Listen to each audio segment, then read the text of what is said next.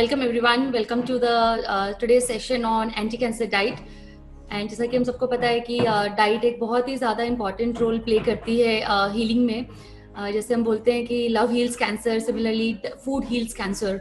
So many of us already have some idea about it कि जब cancer से diagnosis होता है तो क्या फूड खाना चाहिए, किस तरह से खाना चाहिए, एंड उसी के बारे में आज हम थोड़ा डिटेल में बात करेंगे.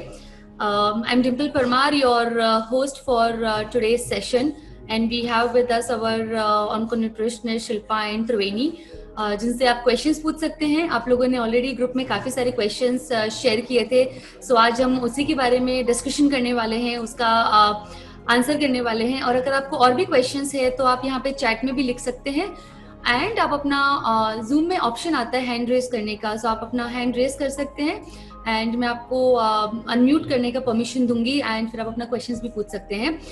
हम लोग ट्राई करेंगे क्वेश्चंस बीच में भी लेंगे और लास्ट में भी सारे क्वेश्चंस एक साथ में ले सकते हैं, but feel free to write any questions that you may have around cancer and diet. So welcome everyone once again, and looking forward to have a wonderful session with all of you. And over to Shilpa. I request you to please introduce yourself. Thank you. Hi, thank you, Dimple. And I'm very happy to be here and to be able to answer all the queries which you all have, and very excited to know that so many questions have come up regarding the diet, because when we posted the question initially we were not expecting so many questions, but we have almost 40 plus questions, I believe, almost 50, nearly 50 questions. But anyway, we will try our level best to answer all the questions. If not, we will definitely do another session. And so about me, I'm Shilpa. I'm onco-nutritionist in zenonco.io. So as you all know about Zenonco, we cater to cancer patients. We help them in their medical treatment, also in complementary treatment. That includes diet also. Other than that, it also includes Ayurveda and medical cannabis. So without wasting any more time, we will just jump on to the questions. So the first question which was posted in the group, तो पहला question ये था कि कौन सा diet सबसे अच्छा है, कीटो डाइट अच्छा है कि नहीं. तो अगर हम डाइट के बारे में बात करें तो कैंसर पेशेंट के लिए सबसे अच्छा डाइट प्लांट बेस्ड डाइट ही होगा, क्योंकि प्लांट बेस्ड डाइट में इन्फ्लेमेटरी फैक्टर्स बहुत कम होते हैं. तो अगर नॉनवेज आइटम्स हम ले रहे हैं, जैसे कि suppose if you are talking about meat products, या फिर जो प्रोसेस्ड फूड्स आते हैं, नहीं तो पैकेट में जो दूध मिलता है, उन सब में बहुत सारे इन्फ्लेमेटरी फैक्टर्स होते हैं जो कि इन्फ्लेमेशन बॉडी में बढ़ाता है, जिससे कैंसर सेल और भी ग्रो कर सकते हैं और बाकी और भी कोमोर्बिडिटीज आ सकती है इसकी वजह से. So always plant based diet is always better for cancer patient. And इसी के साथ में क्वेश्चन था कि कीटो डाइट अच्छा है कि नहीं. सो कीटो डाइट कैसा है कि दैट इज वो सबसे पहले कीटो डाइट इनके लिए बना था जिनको एपिलेप्सी होता था. तो कैसा है कि कीटो डाइट में they give a very high amount of fat, that is almost 70% of the diet comes from fat, and the rest 30% only comes from carbohydrate and protein. तो इतना ज़्यादा फैट हम जब दे रहे हैं तो उसमें उसी का रिलेटेड रिस्क होता है, जैसे कि suppose and patient to patient भी वो डिफर करेगा, whether he is cardiovascular patient, उनको कार्डियोवास्कुलर डिसीजेस है क्या, या फिर उनको पहले स्ट्रोक हुआ है क्या, या फिर उनको डायबिटीज है क्या, ये सब भी मैटर करता है कीटो डाइट में. तो कीटो डाइट के ऊपर और भी स्टडीज हो रहे हैं अभी. So definitely keto diet you can take it करके हम नहीं बोल सकते. Another point about keto diet is that वो एक डॉक्टर या डाइटिशियन के अंडर स्ट्रिक्ट मॉनिटरिंग के साथ ही कर सकते हैं, क्योंकि देयर आर बहुत सारे चांसेस है कि ट्राइग्लिसराइड बढ़ जाएगा, नहीं तो कोलेस्ट्रॉल बढ़ जाएगा. तो उसकी वजह से हमें बहुत अच्छी तरह मॉनिटर करना पड़ता है कीटो डाइट को. So even if you're going for a keto diet, if you want benefit from it, then you have to go along with a dietitian and a doctor, do various, आपको check करना पड़ेगा whether आपका ketone bodies उस level तक पहुंचा है जो कि कैंसर सेल्स को बढ़ने से रोक सकता है कि नहीं, वो आपको बीच में चेक करना पड़ेगा. So that is the answer. So next question is for Triveni. So I think Triveni will be answering. Yes, before that कुछ comments आए हैं which is okay, I think कुछ लोग सुन पा रहे हैं, कुछ लोग नहीं सुन पा रहे हैं. सो जो लोग इसको जिनको ऑडियो नहीं आ रही है, आई विल रिक्वेस्ट कि आप अपना एक बार सिस्टम में चेक करें, क्योंकि काफी लोग सुन पा रहे हैं इसको.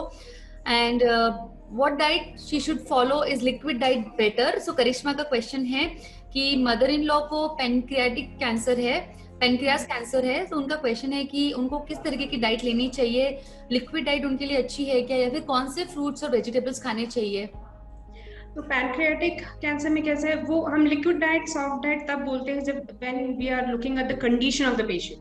सपोज उनका कंडीशन बहुत बुरा है, वो नहीं खा पा रही है और वो वॉमिट कर रही है, सब कुछ नॉजिया हो रहा है, वॉमिटिंग हो रहा है, कुछ पेट में पच नहीं रहा है, वैसा प्रॉब्लम है तो definitely yes, liquid diet will be a better option. But suppose उनको वैसा कोई प्रॉब्लम नहीं है देन, और सॉलिड फूड वो खा पा रही है, वो डाइजेस्ट कर पा रही है, देन डेफिनेटली सॉलिड फूड्स के लिए जाना चाहिए. क्योंकि सॉलिड फूड में क्या होता है कि वो स्मॉल क्वांटिटी में ज़्यादा कैलोरीज मिल जाती है. जबकि लिक्विड डाइट में हम देखें तो क्योंकि most of the portion will be taken up by water, जिसमें कैलोरीज प्रोटीन्स नहीं होता है, तो mainly you are feeding water to the patient.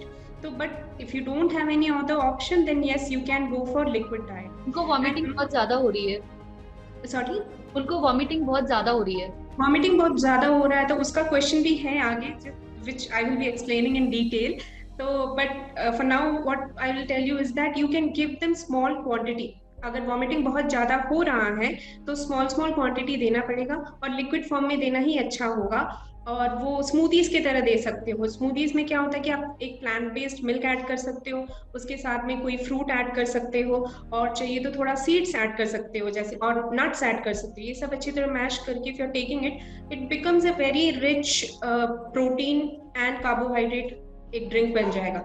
और सिप सिप में लेने के लिए बोलना है. एक साथ जब हम लेंगे तो ऑब्वियसली वो वॉमिटिंग का सेंसेशन ज्यादा होगा. तो 1 sip and then 5 minutes gap and then another sip. So even if she's taking say half an hour to finish the drink, that is fine. But as long as she's taking it fully, उससे उनको vomiting का sensation भी ज्यादा नहीं आएगा. Got it. Okay. And उनका question है कि अगर सॉलिड फूड हमें देना है तो जो वॉमिटिंग हो रही है तो किस प्रकार का सॉलिड फूड दे सकते हैं? वॉमिटिंग का सेंसेशन है तो you can give them something dry fruits, because dry fruit जब हम जब देते हैं जैसे कि नट्स हो गया तो वॉमिटिंग सेंसेशन नहीं आता है. But if not, I would always recommend कि आप एक सेमी सॉलिड टाइप में चले जाओ, जिससे थोड़ा इजी होगा उनको खाने में. If it is very rough like चलो रोटी सब्जी वैसे देने की कोशिश करोगे, डेफिनेटली उनको ज्यादा वॉमिटिंग आने के चांसेस है. तो और at the same time give them small quantities. जब हम स्मॉल क्वांटिटीज दे रहे हैं तो they also get a gap to digest the food and get relief. That feeling भी नहीं आएगा नॉजिया वॉमिटिंग का. जब हमारे सामने बहुत सारा खाना रख दिया जाता है तो that automatically one person who is having nausea का या फिर वॉमिटिंग का जो प्रॉब्लम उन्हें ऑलरेडी हो रहा है वो बढ़ सकता है. तो स्मॉल क्वांटिटीज देने का कोशिश करना है. ठीक है. उनका नेक्स्ट क्वेश्चन है रॉ वेजीज या फिर बॉइल्ड और स्टीम वेजीज इन सैलेड जूसेस दे सकते हैं ना? रॉ वेजीज एंड यस, अगर that also depends upon whether she is taking chemo. अगर कीमोथेरेपी हो रहा है तो मोस्ट ऑफ द पेशेंट्स को न्यूट्रोपीनिया हो सकता है, जो कि है जब उनका क्या बोलते हैं वाइट ब्लड सेल्स का लेवल बहुत कम हो जाता है और उनको इन्फेक्शन ज्यादा आने के चांसेस है. तो उसमें क्या होता है कि रॉ वेजिटेबल्स हम मना करते हैं. तो अगर वैसा कंडीशन है तो definitely she should not be taking raw vegetables. और रॉ वेजिटेबल उस टाइम पे भी मना करते हैं जब उनको कोई और गैस्ट्रोइंटेस्टाइनल प्रॉब्लम्स हो, जैसे कि या फिर माउथ में प्रॉब्लम हो, माउथ अल्सर्स हो गया या फिर गैस्ट्रिक अल्सर्स कुछ है, तो उन केसेस में भी we will not recommend raw vegetables and salads. Okay, thank you so much Shilpa for explaining it so well. Triveni, would you like to add anything on this? I'm requesting you to unmute yourself. Yes, definitely some doctors will recommend some protein powders for the pancreatic patients. So उसमें MCT oils mix करके देते हैं, तो वो भी doctor से consult करके then they can definitely go with those protein powders also. ठीक है. All right. Thank you so much. Yes, Triveni, you can आप next question पे जा सकते हैं अभी. Thank you. Next question for me है, patients have asked like can we have besan and steel oats in our diet? Yeah, definitely besan can be included in their diet and steel oats as well. बेसन में क्या होता है, अधिक मात्रा में proteins होता है, उसमें एसेंशियल अमीनो एसिड्स भी होता है, and those amino acids will help in the repair and growth of the muscles and cells. So we suggest to the patients to have all these protein rich, like बेसन में जो भी है वो खा सकते हैं. वो चाहिए तो इन द फॉर्म ऑफ चीलास बना के खा सकते हैं, या सत्तू का ड्रिंक भी आप वही, द अदर फॉर्म ऑफ बेसन इज ऑल्सो सत्तू. तो सत्तू को आप चाहिए तो उसमें छाछ में मिलाकर भी पी सकते हो. एंड आपको 100 grams of besan powder will give you 20 grams of protein.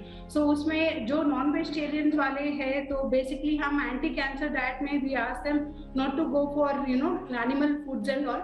So protein rich food we would generally recommend. तो इसमें बेसन ले सकते हैं क्योंकि 20 ग्राम्स ऑफ प्रोटीन है हर 100 ग्राम्स में. So yeah, we can recommend besan. And steel oats जो होता है वो steel oats और normal oats में ये फर्क होता है कि steel oats unprocessed होते हैं, जो normal oats होते हैं वो processed होते हैं. So steel oats में fiber ज़्यादा होता है और nutrients उसमें क्या हो nutrients भी उसमें retain हो जाते हैं क्योंकि वो processed नहीं होते हैं. तो steel oats में nutrients भी ज़्यादा मात्रा में मिलता है. तो definitely you can include both of them. Okay, thank you. There's the next question, follow up to the same question कि wheat खा सकते हैं क्या? या क्वेश्चन बस ये कि क्या wheat खा सकते हैं? तो wheat ये एक्चुअली एंटी कैंसर पेशेंट्स को हम लोग wheat अवॉइड करने के लिए बोलते हैं क्योंकि उससे इन्फ्लेमेशन बढ़ता है. तो कोई भी wheat प्रोडक्ट्स को आपको अवॉइड करना चाहिए. लाइक आटा हो गया या ब्रेड्स हो गया, बिस्किट्स हो गया, ये सारा मैदा, सेमोलिना एंड सूजी भी जो व्हीट से बनता है वो सारा चीज आपको अवॉइड करनी चाहिए. उससे इन्फ्लेमेशन बढ़ता है. जब इन्फ्लेमेशन बढ़ता है तो कैंसर सेल्स बढ़ने का बहुत चांसेस रहता है. तो इसलिए we ask them to cut down on wheat products पे. Okay, thank you. एंड क्या हम थोड़ा सा चीटिंग कर सकते हैं व्हीट को खाने के लिए? अगर चीटिंग तो मैं सजेस्ट करती हूँ नहीं, थोड़ा बहुत आप दूसरे आटा से मिक्स करके बाइंडिंग के पर्पस को आप थोड़ा ले सकते हो. मतलब 1 spoon, like 90% should be other floors हो सकते हैं, लेकिन 5 to 10% आप उसको बाइंडिंग के पर्पस चाहिए तो आप थोड़ा बहुत मिक्स कर सकते हो. Okay, thank you. सुधी का क्वेश्चन है मिल्क एंड मिल्क प्रोडक्ट्स पे जो हम लोग कुछ टाइम में कवर करेंगे. Next question is, can we give tomato in soup and sabji to stomach cancer patient, given that it's acidic? क्योंकि tomato and tomato soup acidic होता है, तो क्या हम लोग stomach cancer के patient को दे सकते हैं वो? टमाटोज दे सकते हो, कोई प्रॉब्लम नहीं होता है. उससे अल्कलाइन करने के लिए आप दूसरे वेजिटेबल्स भी ऐड कर सकते हो टमाटोज के साथ, तो वो इतना डिफरेंस नहीं पड़ेगा. आप तो बहुत सारे आप 1 या 2 टमाटर ही यूज करते हो सब्जी में वो स्वाद आने के लिए, तो उससे कोई फर्क नहीं पड़ता है. आप ऐड कर सकते हो और उसके साथ में आप दूसरे वेजिटेबल्स भी ऐड करेंगे तो वो अल्कलाइन बैलेंस हो जाता है. ओके, एंड शिल्पा आप इसमें कुछ ऐड करना चाहेंगे? यस, मुझे एक और पॉइंट इसमें ऐड करना था, वो है कि हमारा स्टमक ऑलरेडी एक एसिडिक एनवायरनमेंट है एंड उसका पीएच बहुत ही लो होता है, तो बहुत ही एसिडिक होता है. तो when you compare that acidic environment to the acidity in the tomato, it does not make much difference. तो उसके बाद वो जब इंटेस्टाइन में मूव हो जाता है खाना, तो ऑटोमेटिकली बाइकार्बोनेट्स आ जाते हैं और उसका एसिडिटी नॉर्मलाइज कर देते हैं. तो आपको फूड से बहुत ज्यादा एसिड बढ़ जाएगा, मतलब पेट में बढ़ जाएगा, वैसे करके डरने की जरूरत नहीं है. And anyway, as Triveni said, we don't use a very huge quantity कि बहुत ज्यादा एसिड हो जाए पेट में, वैसा नहीं होता है ऐसे. Okay, there is a question from caregiver. Patient was earlier taking millet diet, वो पहले millet diet लेते थे. After cancer got diagnosed, जब कैंसर डायग्नोस हुआ था उसके बाद में वो मिलेट डाइट खाते थे, but now patient has moved back to using rice as patient didn't like millet. What do you suggest in this case? So when we say think about rice is more of a neutral grain. It does not have any healing properties or anything in it. तो जब हम millets के बारे में बात करते हैं वो बहुत ही हीलिंग प्रॉपर्टीज होते हैं उसमें, और साथ में उसका कैल्शियम ज्यादा होता है, आयरन ज्यादा होता है, फाइबर ज्यादा होता है, उसमें क्या बोलते हैं लिग्नेंट्स होते हैं जो कि works good for your gut, that is gut में, हमारी गट में जो माइक्रोब्स होते हैं उसके लिए भी अच्छा होता है। तो और गट में माइक्रोब्स अगर अच्छे होंगे तो इम्यूनिटी भी बढ़ेगा। तो उसके बहुत सारे फायदे होते हैं जब हम मिलेट्स ले रहे हैं। तो मेरा सजेशन ये होगा कि वो कंटिन्यू करें मिलेट्स लेना, बट उनको अगर मिलेट्स पसंद नहीं है तो कुछ मिलेट्स जैसे कि समाई हो गया, बकव्हीट हो गया, इवन बार्ली में उतना ज्यादा टेस्ट डिफरेंस नहीं आता है। So what you can do it, she can soak it overnight and उसके बाद उसको राइस की तरह ही कुक कर सकते हैं। राइस की तरह ही कुक करके उसका चाहिए तो पुलाव बना सकते हैं, if you want to eat it with dal and sabzi वैसे भी खा सकते हैं। तो उसमें उतना टेस्ट डिफरेंस नहीं आएगा। एंड टेस्ट बहुत ही सब्जेक्टिव चीज है। हम बचपन से राइस खाते आ रहे हैं इसलिए हमें राइस खाने का मन करता ही रहता है। तो what you can do is you can change it gradually. तो आज अगर आप 90% राइस ले रहे हो, 10% मिलेट ले लेना। After 3 days you reduce the rice quantity and increase the millet quantity. वैसे अगर आप ग्रेजुअली एक चेंज की तरफ जाओगे तो आपको भी इजी होगा वो चेंज करने में। आप मिलेट की कुछ और ऑल्टरनेटिव्स बता सकते हैं जो कि उनके लिए हेल्दी एंड हीलिंग प्रॉपर्टीज होती है और वो ले सकते हैं इंस्टेड ऑफ हैविंग मिलेट्स, अगर उन्हें बिल्कुल भी पसंद नहीं है तो? If you want to go ahead with rice only, then I would suggest कि आप brown rice या red rice उनमें से कोई एक choices बनाएं। नहीं तो जैसे त्रिवेणी ने पहले बोला था कि steel cuts oats are also unrefined, is an unrefined product, तो वो भी यूज कर सकते हो आप। तो if you don't want millet at all, then that is the option available. Okay, त्रिवेणी आप कुछ ऐड करना चाहेंगे और कौन से ग्रेन्स वो ले सकते हैं?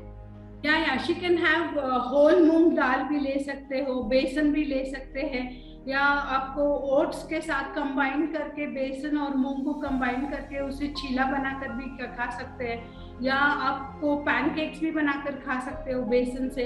दे are all in the healthy form, so definitely या दे कैन इंक्लूड। एंड इसमें मिलेट्स में क्या होता है, फाइबर कंटेंट भी ज्यादा होता है। It acts as a prebiotic जो गट बैक्टीरिया को इंक्रीज करने में मदद करता है। तो everything what healthy gut is the index of the health. So better if you include millets, जैसे शिल्पा ने कहा, थोड़े थोड़े आप चेंजेस करते जाने से that will give you a benefit, then definitely one should adopt millets. Okay, thank you so much Triveni. Next question है कि मेज आटे की रोटी खा सकते हैं क्या ब्रेस्ट कैंसर सर्वाइवर? का क्वेश्चन ये है कि उन्होंने ब्रेस्ट कैंसर सर्वाइव किया है, तो कॉर्न का जो फ्लावर आता है क्या उसकी रोटी खा सकते हैं वो? Corn definitely she can have, yeah. Okay, strong alignment on this, thank you. Right, curd या कर्ड के आइटम्स दे सकते हैं क्या? Yeah, curd should be actually prepared with A2 milk, क्योंकि वो ज़्यादा लैक्टोज टॉलरेंस भी होता है और जो प्रोटीन कंटेंट है वो गैस्ट्रो प्रॉब्लम्स के लिए बहुत हेल्प करता है। तो जो A2 मिल्क से बनता है वो आप यूज़ कर सकते हो। A2 milk is nothing but they are actually originated Indian based होता है, और वो गाय वगैरह जो होता है वो बेसिकली ग्रास फेड होता है, बल्कि नॉर्मल काउस जो होता है वो it is fed on grains. So it is more healthier option and it has got less inflammatory property also A2 milk. So we suggest them to have A2 milk का curd लेने से अच्छा होता है, या छाछ या बटर या कर्ड वो इंक्लूड कर सकते हैं। Okay, thank you. And now that we are on milk topic, the previous question जो था वो एक kindly advice, is milk and milk products, for example paneer, is it advisable? My mother has GBM cancer. Milk and milk products, as Triveni said, it's वो depend करता है कौन सा milk आप यूज कर रहे हो। अगर आप A2 मिल्क यूज कर रहे हो then that is much more better, जैसे उन्होंने उसके बेनिफिट्स के बारे में बताया वो ले सकते हो। नहीं तो आप प्लांट बेस्ड मिल्क ले सकते हो जिसमें भी प्रोटीन्स होता है, कार्बोहाइड्रेट्स होता है, and it is very good. तो आलमंड मिल्क होता है, सेसमी मिल्क होता है, and other than that peanut का मिल्क होता है। तो ये सारे मिल्क में भी प्रोटीन्स होता है, इनफ अमाउंट ऑफ कार्बोहाइड्रेट्स भी होता है, और ये इन्फ्लेमेशन कॉज नहीं करता है। So it's always better either you go choose these milk, and ये मिल्क भी ऑलवेज सजेस्ट कि आप घर में बनाओ, क्योंकि आलमंड मिल्क जो आपको बाहर मिलेगा, it will be very thin, you will be paying 500-600 rupees for that, and there will be no nutrition in it.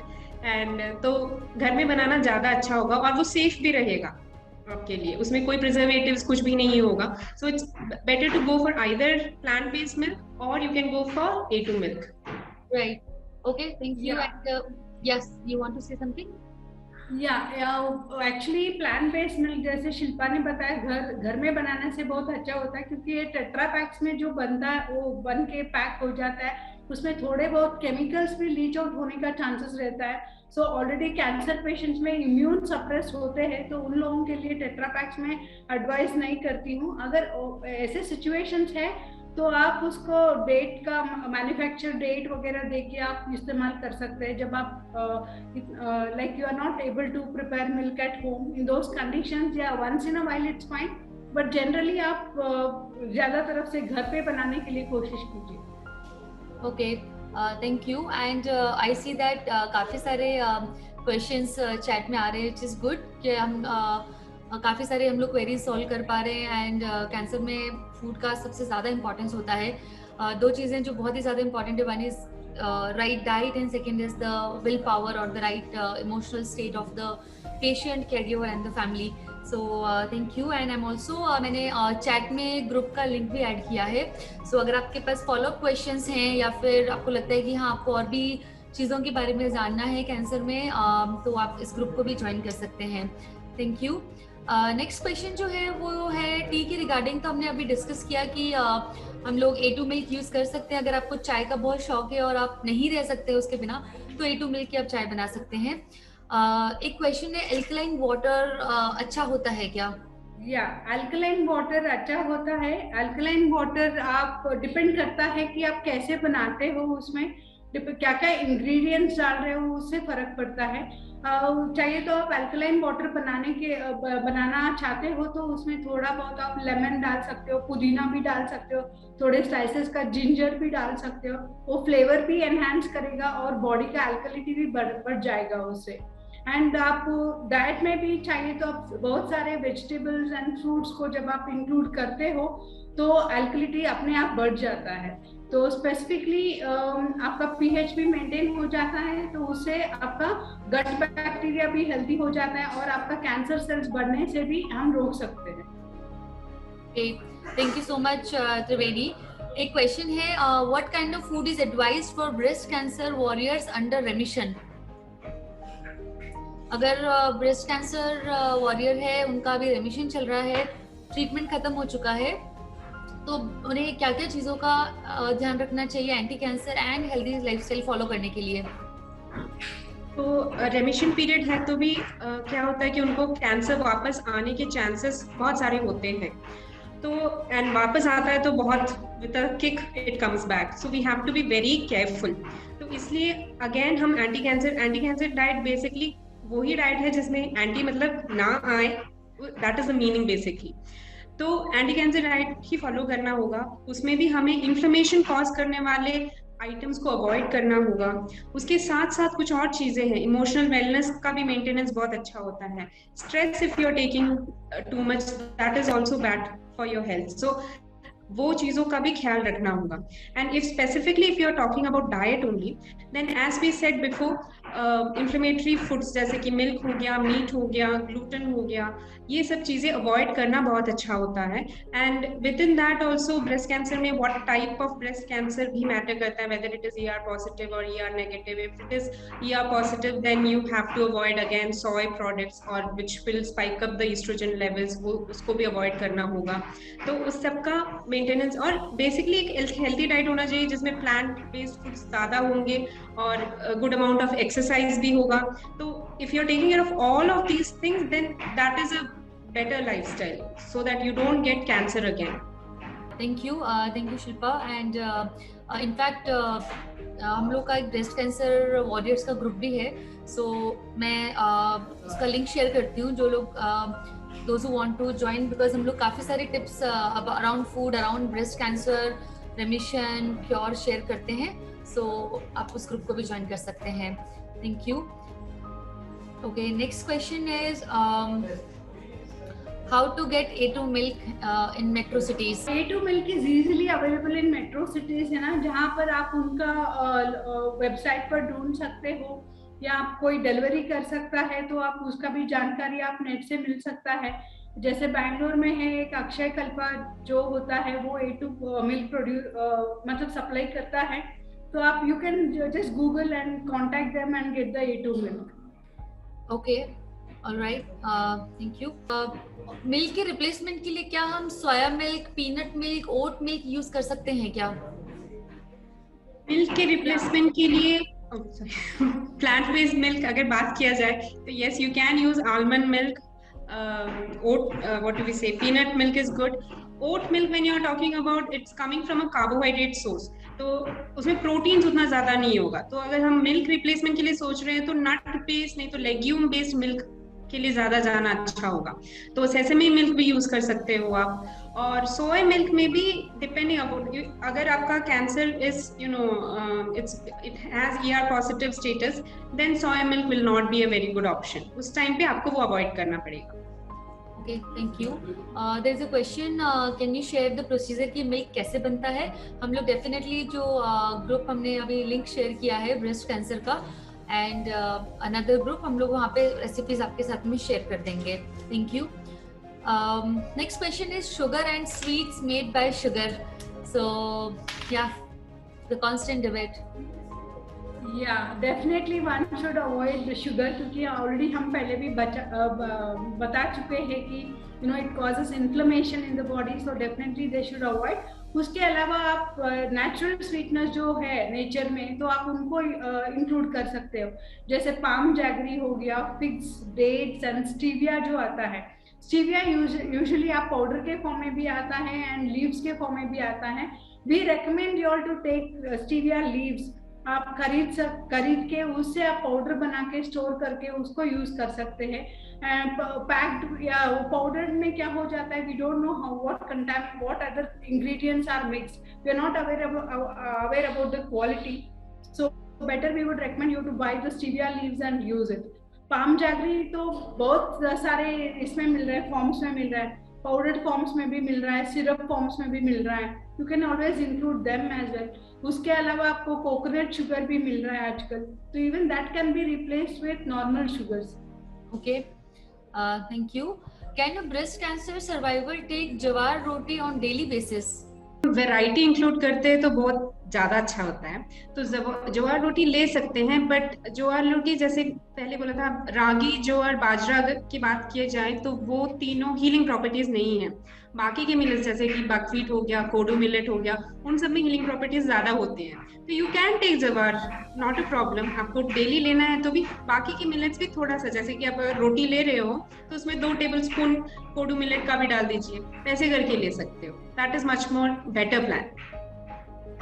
But आप बोल रहे हैं कि always good to combine different millets, different grains together, and सिर्फ ज्वार रोटी रोज खाने से अच्छा है. ये वेराइटीज, अब ज्वार में जो भी विटामिन्स मिनरल्स कम है वो दूसरे मिलेट्स में आपको मिलेगा, तो ऑलवेज वैरायटी इंक्लूड करना अच्छा होता है. Okay, got it, thank you. And I would like to add one more point here, Dimple. That's it. Like जिनको कोमॉर्बिडिटीज होता है, जैसे डायबिटीज वगैरह होता है, उनको क्या करना है, रात के टाइम उनको ज्वार और रागी अवॉइड करना चाहिए, क्योंकि उसमें ग्लाइकेमिक लोड जो होता है वो ज्यादा हो जाता है. तो उससे क्या हो जाता है, उनका फास्टिंग शुगर लेवल्स कुछ ज्यादा ही आ जाता है. तो इसलिए दे avoid this jowar and ragi night times, and instead of that they can opt for other things like बेसन चीला हो गया, मूंग चीला, या बाकी दूसरे मिलेट का आटे से बना हुआ रोटी वगैरह वो लोग ले सकते हैं अगर कैंसर सेल्स बढ़ने. Thanks a lot. And can you please also share right way of preparing alkaline water? Yeah, we will definitely share the recipes. Then we will share it. Yeah. We will put it in the website or we will put it in the chat box. You can just go through all those things. ठीक है, हम लोग ये सारी queries जो हैं उसको compile करके we will be sharing on the website also, हम लोग उसको वेबसाइट पे भी शेयर करेंगे ताकि आप कभी भी जाकर के वापस उसको रेफर कर सकते हैं। Thank you. Can we take ghee? घी ले सकते हैं क्या? Ghee, yes you can take in moderation, जो भी हम खा रहे हैं वो एक मॉडरेशन में होना चाहिए। Weather it is a good thing और अ बैड थिंग, मॉडरेशन बहुत जरूरी होता है, स्पेशली अगर आपको कार्डियोवास्कुलर डिसीजेस है तो उसका थोड़ा ख्याल रखना पड़ेगा। Ghee at all, but that is not the case. You can eat ghee in moderation. If you speak scientifically, they usually say 7% of your calories can come from saturated fat. मतलब in a day you can have 1 to 2 teaspoon of ghee. It is not going to make a very huge difference. And as it is, अगर आप लोग cancer diet follow कर रहे हो और एक plant based diet follow कर रहे हो तो आपको सैचुरेटेड फैट किसी और तरीके से मिल भी नहीं रहा है, तो वो इतना सारा लोड नहीं डालने वाला है। और घी के कुछ कुछ बेनिफिट्स भी होते हैं। फॉर एग्जाम्पल उसमें बहुत सारा फैट सॉल्युबल वाइटामिन्स होता है जो कि इजीली हमें मिलता नहीं है यूजुअली, स्पेशली अगर हम एक प्लांट बेस्ड डाइट के लिए जा रहे हैं तो। ओके, एंड फिर आप बताएंगे कि घी भी A2 मिल्क का बना होना चाहिए? घी में उतना बड़ा प्रॉब्लम नहीं होता है क्योंकि ghee itself does not have the protein निकाल के हम लोग वो घी बना रहे हैं, but still A2 milk would be preferable because C 1 or 2 it's not completely सारा का सारा प्रोटीन उठा के हटा दिया, वैसा नहीं होता है। So obviously it's better if you are going for A2 milk, but you don't have to, you know, if you're not getting, you don't have to panic about it and ठीक है मैं घी छोड़ दूंगा, वैसे करने की भी जरूरत नहीं है। Okay. Next question is कि I had rectum cancer in 2016 और rectum का कुछ पार्ट रिमूव कर दिया था। I have to frequently visit toilet maybe 10 to 15 times in a day, even today. तो 2016 से 2022 अभी भी 10 to 15 टाइम्स जाना होता है। क्या कोई ऐसी प्रकार की डाइट या कुछ फूड्स है जो उसमें हेल्प कर सकते हैं? या डेफिनेटली उसमें अगर कोलोरेक्टल का कैंसर हुआ है और सर्जरी भी हो चुका है तो यू शुड इंक्लूड लाइक आपको पहले ट्रिगरिंग फैक्टर्स को आपको नोट डाउन करना चाहिए। आप आज डेयरी मेंटेन करके देखना चाहिए और उसमें लिखना चाहिए कि क्या क्या फूड्स आप खा रहे हो, कौन सा फूड्स आपको ट्रिगर कर रहे हो। Next day you should avoid those things and eat some other things and look for the वैसे फिर से हो रहा है क्या, फिर आपको समझ में आ जाएगा कौन सा चीज खाने से आपको ट्रिगर कर रहा है। That is especially we call it as elimination of the certain foods which triggers. आप नहीं तो if you are following this anti cancer diet, ज़्यादा से ज़्यादा मेरे एक्सपीरियंस में मैं देख चुकी हूँ, जैसे ही पेशेंट्स व्हीट और मिल्क को अवॉइड कर देंगे तो their stomach will be more tolerable. और उसके लिए उनको क्या करना चाहिए, ज़्यादा से ज़्यादा से फाइबर रिच फूड्स भी लेना चाहिए और वो भी raw, instead of raw they can have cooked one because already their stomach is very sensitive. So उनको कुक्ड वेजिटेबल्स लेना चाहिए और वेल कुक्ड फूड्स लेना चाहिए, सॉफ्ट कंसिस्टेंसी, थोड़ा स्पाइसी और ग्रीजी फूड्स को भी अवॉइड करना चाहिए। Thank you. Is goat milk good? Goat milk ले सकते हैं क्या? उनकी क्वेश्चन जनरल क्वेश्चन है कि गोट मिल्क ले सकते हैं क्या? गोट मिल्क में कैसा है कि we don't know about the protein factors specially, so for now we know about cow's milk and that they have 2 types of proteins and all that, so about that definitely I can answer, but goat milk I'm not at all sure right now. Okay, sure, thank you. What food to avoid by patient of breast cancer metastasis to iliac bone? तो I think आपने जो अभी answer किया है कुछ time पहले breast cancer के लिए, that covers it or you have anything else to add on this? Breast cancer है, मेटास्टेटिस टू बोन है। So I think so Shilpa has covered all the things in that। ER positive में क्या सोया products को मतलब ER positive में सोया products को नहीं लेना चाहिए। She has covered all those things and I think so it's clear. Anything else you would like to add, Shilpa? You can add on. When it comes to bone, only bone का matter we can discuss. They should definitely get the vitamin D checked and see if any deficiency is there. If any deficiency is there, then that has to be corrected. And even calcium rich foods को भी include करना बहुत जरूरी हो जाता है इस time पे. So that also has to be added. Calcium rich food will be available in green leafy vegetables. And anyway, if you're going for a plant based milk, then go for sesame seed milk. That will again have more amount of calcium.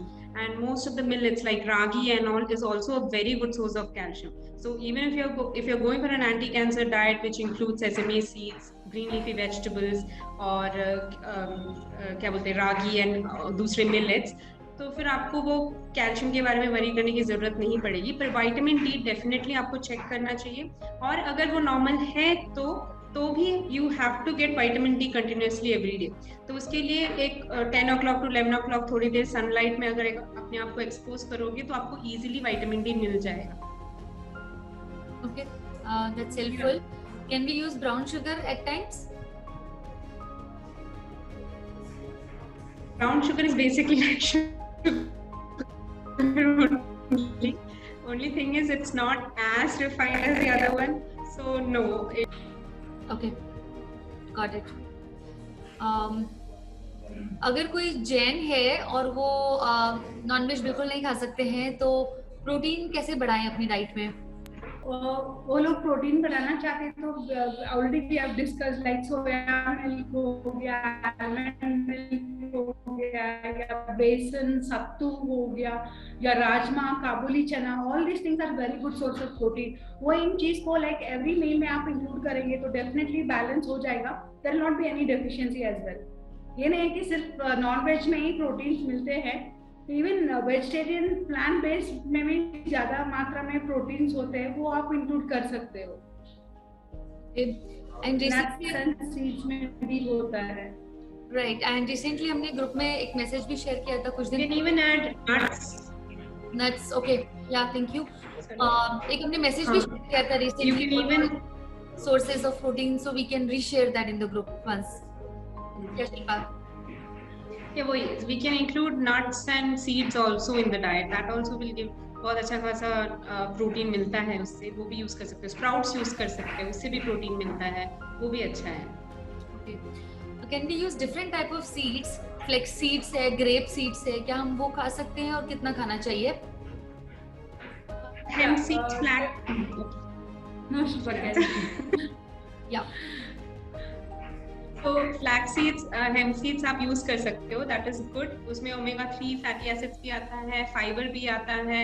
And क्या होता है कि seeds में एक limit हो जाता है, तो what you can do is you can add little bit of 1 to 2 teaspoon of seeds with your fruits. जब कट फ्रूट्स खा रहे हो उसमें थोड़ा सा सीड्स डाल सकते हो. नहीं तो जब आप स्मूदीज बना रहे हो उसमें एक 1 to 2 teaspoon of सीड्स डाल सकते हो. उसके अलावा फ्लैक्स सीड्स सब आप ऑलमोस्ट 1 to 2 tablespoon यूज कर सकते हो जब ये रोटी बना रहे हो. तो like in millet rotis when you are making it, you can add 2 to 3 tablespoon of flax seeds. So वैसे करके आप यूज कर सकते हो. That is good. Yes, Triveni, you want to add anything? Nothing. She has covered all the things. Okay, thank you. Are there any fruits which are specially good for or bad for GBM patients? There's nothing like fruits. There are specific fruits which will be bad for GBM. It's not like that. Every fruits are have its own properties. उसके अपने अपने properties होते हैं. कुछ fruits होते हैं जैसे कि अगर आप पर्पल फ्रूट्स ले लीजिएगा, ब्लूबेरी कुछ हो गया, तो उसमें एंथोसायनिन्स होते हैं जो कि अच्छा होता है. अदर फ्रूट्स होते हैं जिसमें कैरोटीन होते हैं जो कि अच्छा होता है. तो सारे फ्रूट्स अच्छे ही होते हैं. और हम बहुत लोगों को ये डाउट भी था कि क्या हम फ्रूट्स खा सकते हैं क्योंकि उसमें शुगर होता है.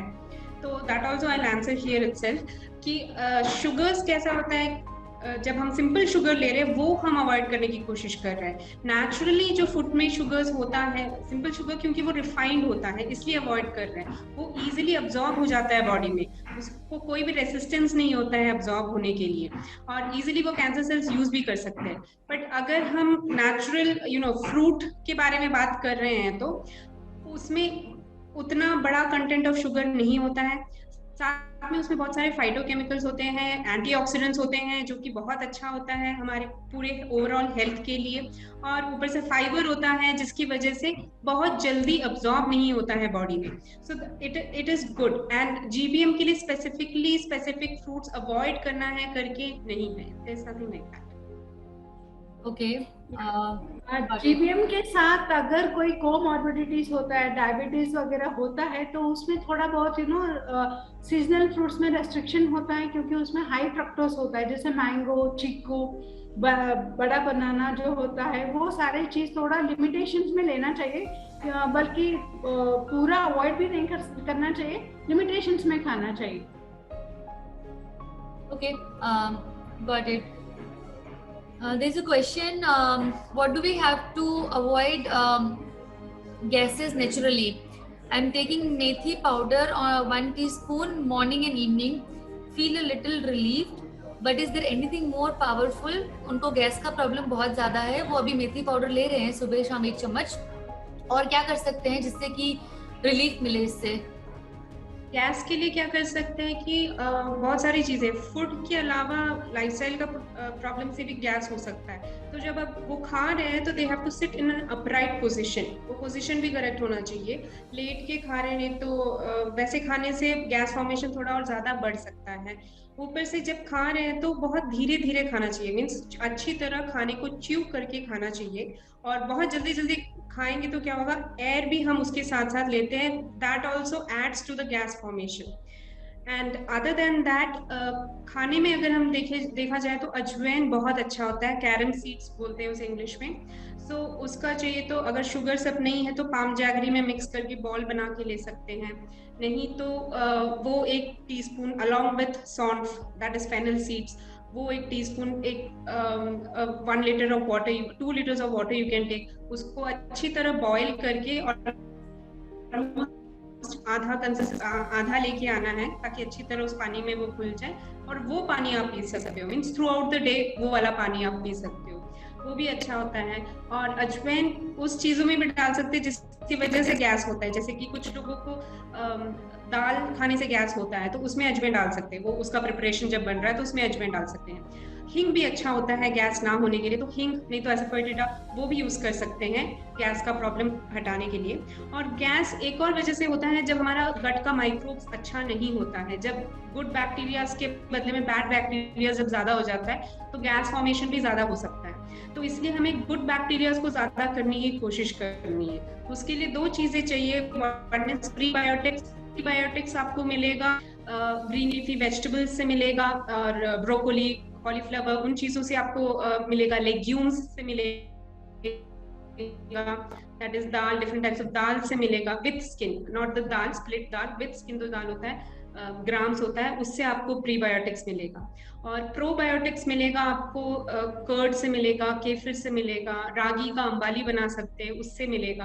तो अगर ये सारा अगर if you are taking care of, then it will subside. And small meals खाना ज्यादा अच्छा होता है, जब बहुत सारा खाना, एक 3 मील्स अ डे जब हम लेते हैं तो उससे भी गैस ज्यादा फॉर्मेशन हो सकता है। And after every meal, even if they take 10 to 15 minutes of walk, even that will also subside this bloating or gas formation से भी वो help कर सकता है। And exercises also, जैसे योगा में कुछ आसनास होते हैं तो उसमें से वो डेली आप इनकॉर्पोरेट करने से थोड़ा बहुत मतलब बहुत फर्क पड़ सकता है आप लोगों को। Okay. One more point, आप खाना खाने के तुरंत बाद लेटना नहीं है, you have to give a gap before lying down. And do not wear tight fitting clothes also, उससे भी थोड़ा tightness feel होता है, जहाँ circulation में भी थोड़ा problem हो सकता है, तो even try to wear loose fitting clothes वगैरह। Okay, thank you.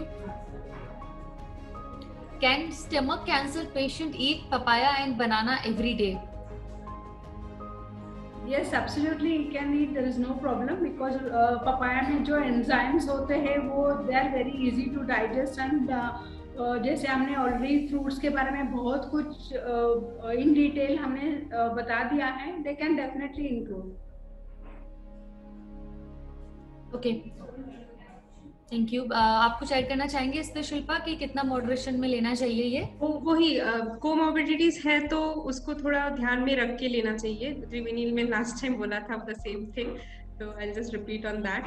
And in a day it would be fine, but as I said before, variety include करना जरूरी है और seasonally available food ज्यादा खाने की कोशिश करना। अगर पपाया सीजन में नहीं है तो it's 100% sure कि उसमें बहुत सारे preservatives add हुए होंगे उसको उस कंडीशन में रखने के लिए। तो अगर पपाया का सीजन नहीं है तो पपाया खाना is not a very good idea.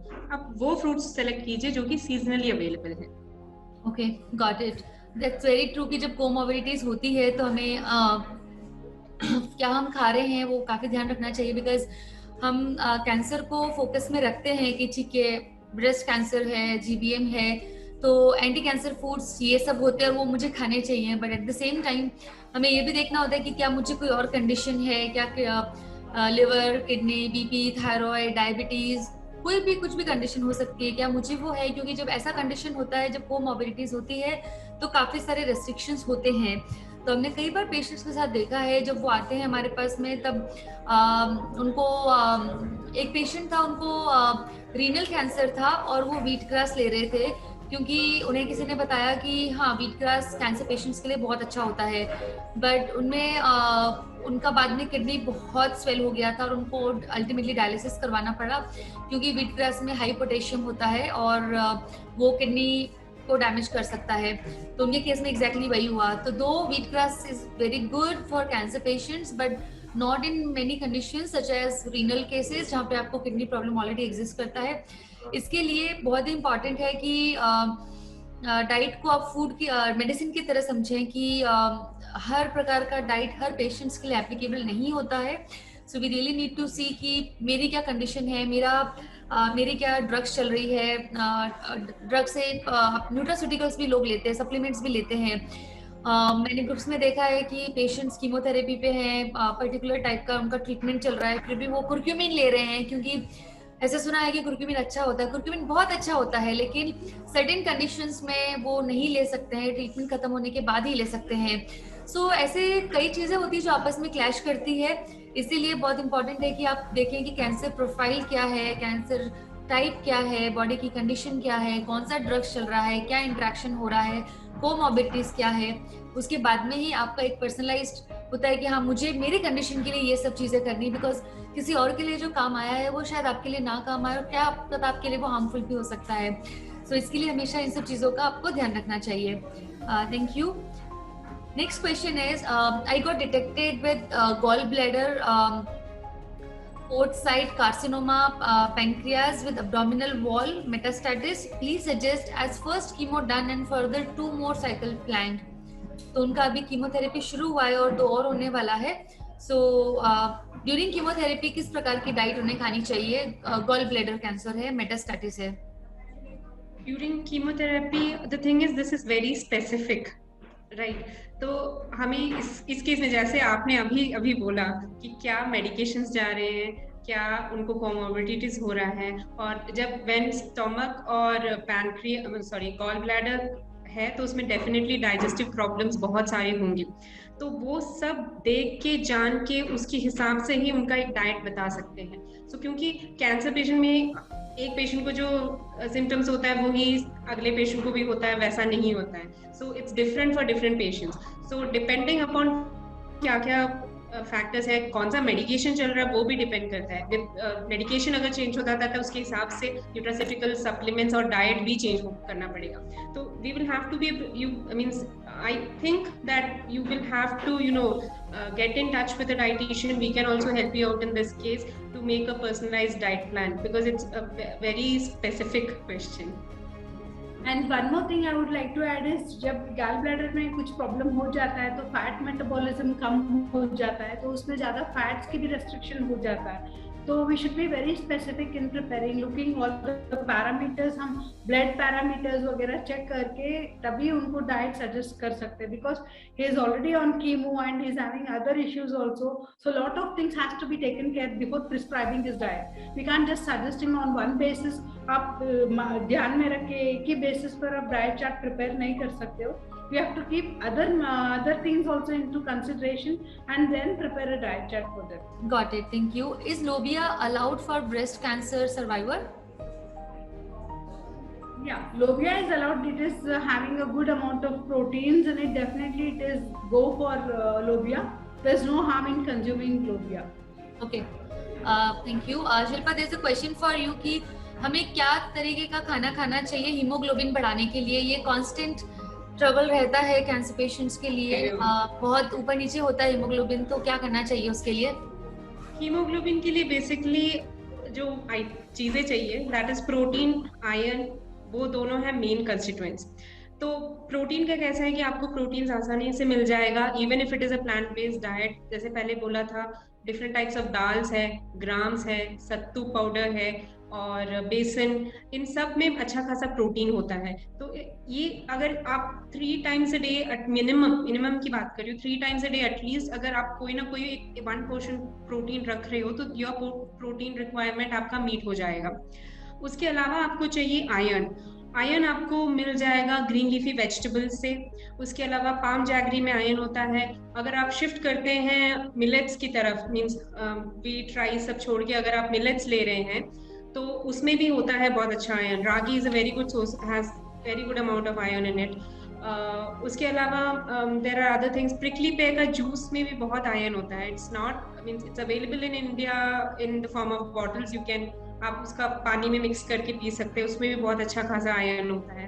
पर द प्रॉब्लम है प्लांट बेस्ड आयरन के अब्जॉर्प्शन में प्रॉब्लम होता है। प्लांट बेस्ड आयरन जो होता है वो इजीली हमारे गट में अब्जॉर्ब नहीं होता है। आयरन रिच फूड खा रहे हो उसी वक्त उसी के साथ साथ एक विटामिन सी रिच फूड भी होना चाहिए। तो विटामिन सी रिच फूड होता है, सबसे बेस्ट सोर्स अगर मैं बोलूँ तो आंवला होगा। आंवला के बाद गुआवा में बहुत अच्छा खासा विटामिन सी होता है। उसके अलावा हमारे बाकी के जो सिट्रस फ्रूट्स होते हैं जैसे कि ऑरेंज हो गया, लेमन हो गया, उन सब में भी विटामिन सी अच्छा होता है। बट मेजर फैक्टर इज आपको आयरन और विटामिन सी साथ में रखना होगा एक डाइट में, ताकि जो भी आयरन खाने में है वो इस विटामिन सी के हेल्प से अब्सॉर्ब हो जाए। उसके अलावा कुछ चीजें होती हैं जिससे आयरन का अब्सॉर्प्शन कम हो सकता है। For example if you are taking black tea और कॉफी, इन सब से क्या होता है कि आयरन अब्सॉर्प्शन कम हो जाता है। तो इट्स ऑलवेज बेटर, अगर आप टी कॉफी अवॉइड करें तो बहुत अच्छी बात, पर नहीं आपको पीना ही है वैसा कुछ है तो डेफिनेटली एक half an hour gap before the tea and after the tea जरूर दे दीजिएगा, क्योंकि जब ऑलरेडी आयरन अब्सॉर्प्शन एक प्रॉब्लम है तो टी लेना with the food is not a very good idea. Thank you. Triveni, आप कुछ ऐड करना चाहते हैं इसमें? या कुकिंग मेथड्स भी बहुत फर्क पड़ता है जब आयरन प्रिपरेशंस में होते हैं। जब आपने ग्रीन लीव्स का सब्जी बना दिया तो आप चाहिए तो उसके ऊपर नींबू का जूस थोड़ा स्क्वीज करके उस टाइप में खाने से भी है ना आयरन अब्जॉर्प्शन अच्छी तरह से हो जाता है। And use most high quality of iron का जो कढ़ाई वगैरह जो मिलता है आप उसमें कुक करेंगे तभी भी आपका आयरन अब्जॉर्प्शन अच्छी तरह से हो सकता है। Okay, that's very helpful information. Thank you. Okay, for a child cancer survivor, what is the alternative from brown sugar other than stevia? So we just covered this question some time back. So हम लोग इसका session का video भी आप सबके साथ group में share करेंगे। मैं वापस से ग्रुप का लिंक सबके साथ शेयर कर रही हूँ एंड इसका एक डॉक्यूमेंट भी बना के हम आपके साथ सर्कुलेट करेंगे। जो लोग बाद में ज्वाइन किए हैं आप इसको फिर से सेशन को देख सकते हैं। एंड ये सेशन फेसबुक लाइव भी हो रहा है तो आपको वो ज़ेनोनको के फेसबुक पेज पे भी इसका रिकॉर्डिंग मिलेगा। Thank you. Next question is okay, sorry, a lot of questions, so still going through it. Right, flax seeds in ER positive क्या ले सकते हैं? बिकॉज मैंने सुना है कि sunflower seeds and flax seeds to be avoided in ER positive. क्या बोलते हैं, flax seeds in ER positive, there is still उसमें थोड़ी बहुत स्टडीज है जो कि you know don't match up. तो we can not definitely say that it can be taken और it can not be taken, हम डेफिनेटली नहीं कह सकते, क्योंकि बहुत सारे, क्योंकि हम जब स्टडीज देखते हैं बहुत सारे डिफरेंट टाइप्स ऑफ स्टडीज होते हैं। कुछ छोटी स्टडीज होती है जिसमें रिलायबिलिटी थोड़ा कम होता है, कुछ मेटा एनालिसिस होते हैं जिसमें रिलायबिलिटी ज्यादा होता है। तो no studies as such has proved it that flaxseed ER positive में नहीं ले सकते करके, but there are studies going on that. Okay, क्या मोरिंगा पाउडर अच्छा है और उसको कैसे यूज करना है? Moringa powder is good, it's a good, वो क्या बोलते हैं, उसमें बहुत सारा आयरन होता है, जैसे ये पहले वाला क्वेश्चन था, मोरिंगा पाउडर भी यूज कर सकते हैं आयरन को बढ़ाने के लिए, और फाइबर रिच भी होता है और इसमें बहुत सारे एंटीऑक्सीडेंट्स भी होते हैं। वो पाउडर के रूप में मिलता है 1 teaspoon, half a teaspoon to 1 half, when you are starting it half a teaspoon में स्टार्ट करना है, उसके बाद यू कैन ग्रेजुअली आप 1 टीस्पून की तरफ जा सकते हैं। वो पानी में जस्ट मिक्स करके you can drink as it is. If not, आप वो जो आपका जूसेस जो बनता है, स्मूदीज जो बनता है, उसमें भी ऐड कर सकते हो। ठीक है, थैंक यू। वन रिक्वेस्ट, हम लोग जितना ट्राई करें उतना हिंदी में ज्यादा यूज करेंगे तो काफी हेल्पफुल रहेगा। Thank you. यश, त्रिवेणी, आप इसमें कुछ ऐड करना चाहेंगे? या मोरिंगा लीव्स जहाँ पर भी आप साउथ में तो इजीली अवेलेबल है, तो आप उसको क्या कर सकते हो, जब भी आप डोसा वगैरह बना रहे हो तो मोरिंगा लीव्स आप ऐड करने से आपका डोसा न्यूट्रिशियस भी बन जाता है। तो आप मोरिंगा लीव जब रोटी भी जब बनाते हो तो उसमें भी आप इंक्लूड करने से वो खाने में भी इजी हो जाता है कि आप सेपरेटली उसको पकाने की भी जरूरत नहीं पड़ता है।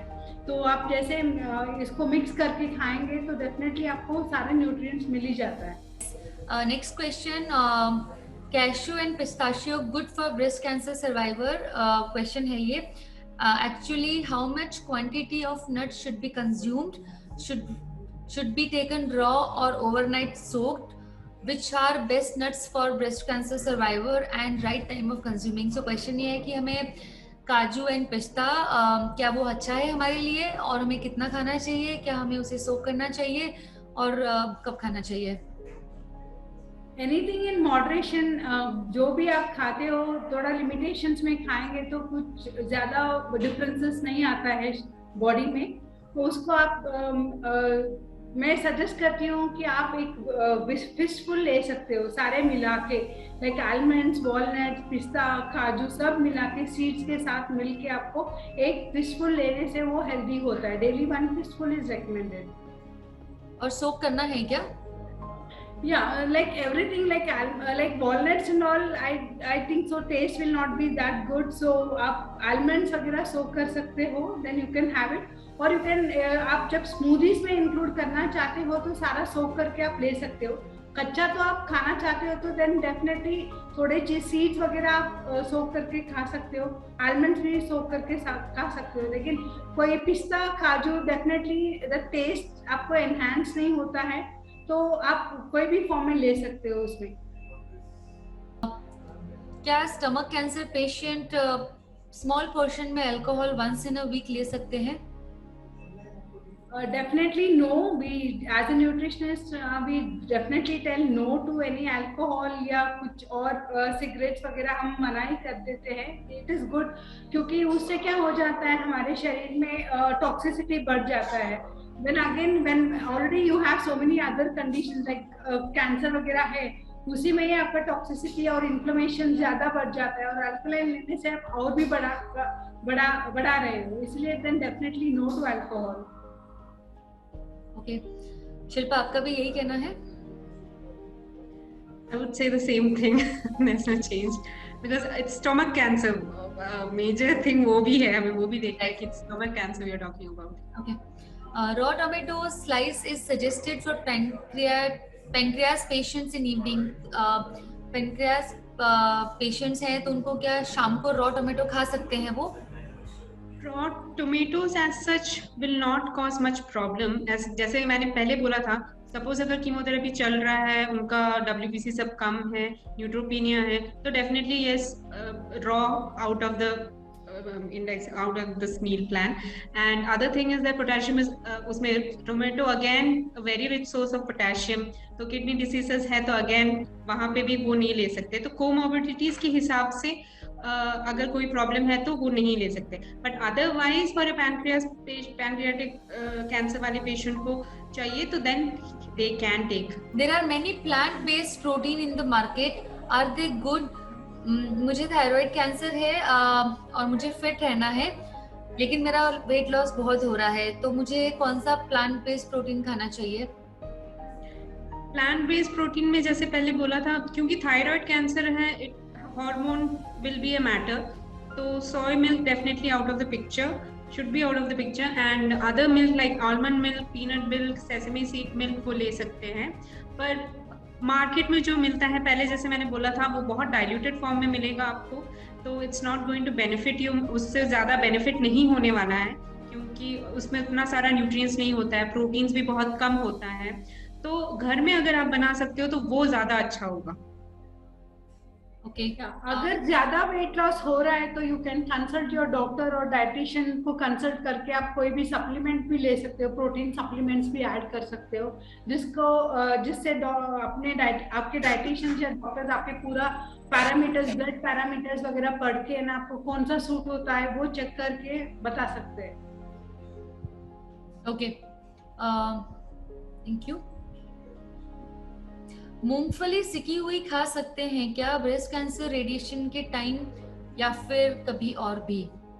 Anything in moderation is definitely go। अगर आप ज्यादा मूंगफली ज्यादा खा रहे हो तो उससे फिर आपका कोलेस्ट्रॉल और ट्राइग्लिसराइड्स भी बढ़ सकता है, तो कीपिंग अ वॉच, मतलब वो सब ध्यान रखते हुए हमें लिमिटेशंस में खाना चाहिए।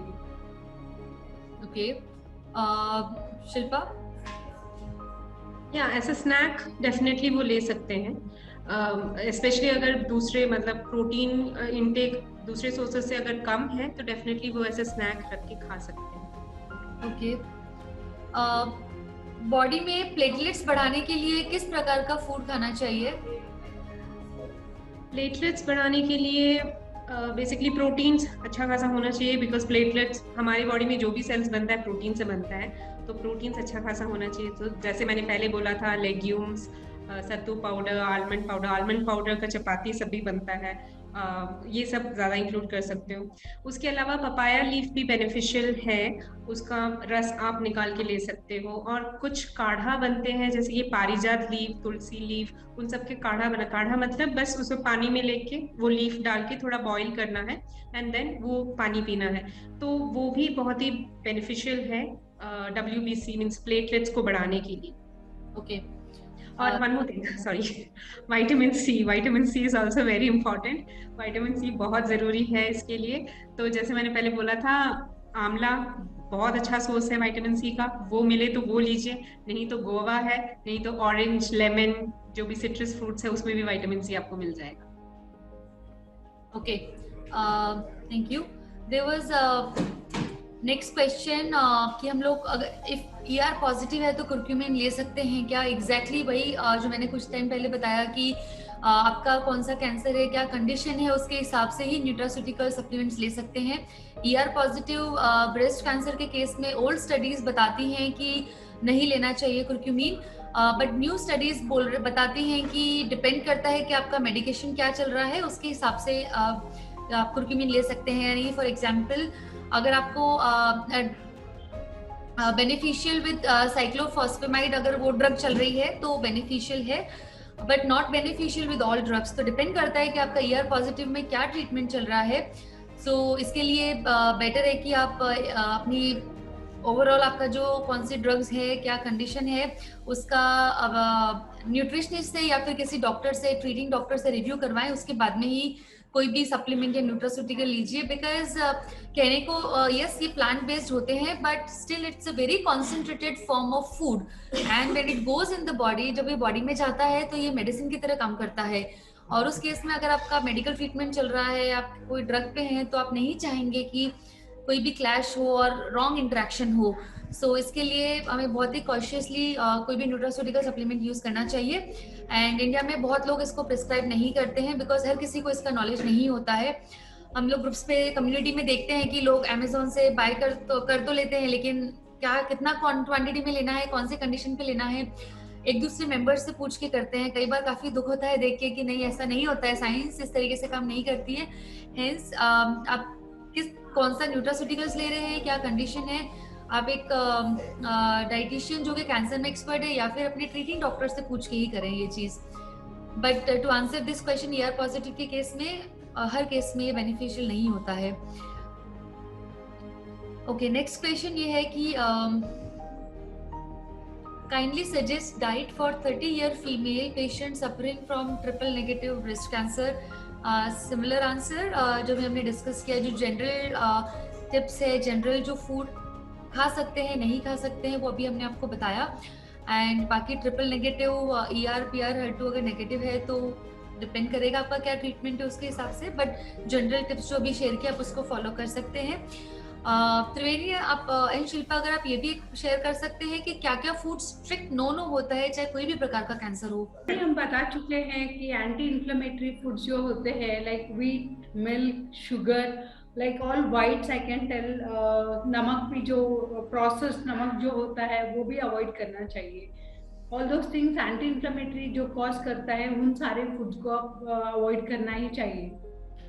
Shilpa same thing, you have to, हमें वो 5 वाइट फूड्स डेफिनेटली अवॉइड करना चाहिए। मैदा हो गया, सॉल्ट, शुगर और इवन सूजी, जो भी रिफाइंड प्रोडक्ट्स होते हैं उसको भी अवॉइड करना बहुत ज़रूरी होता है।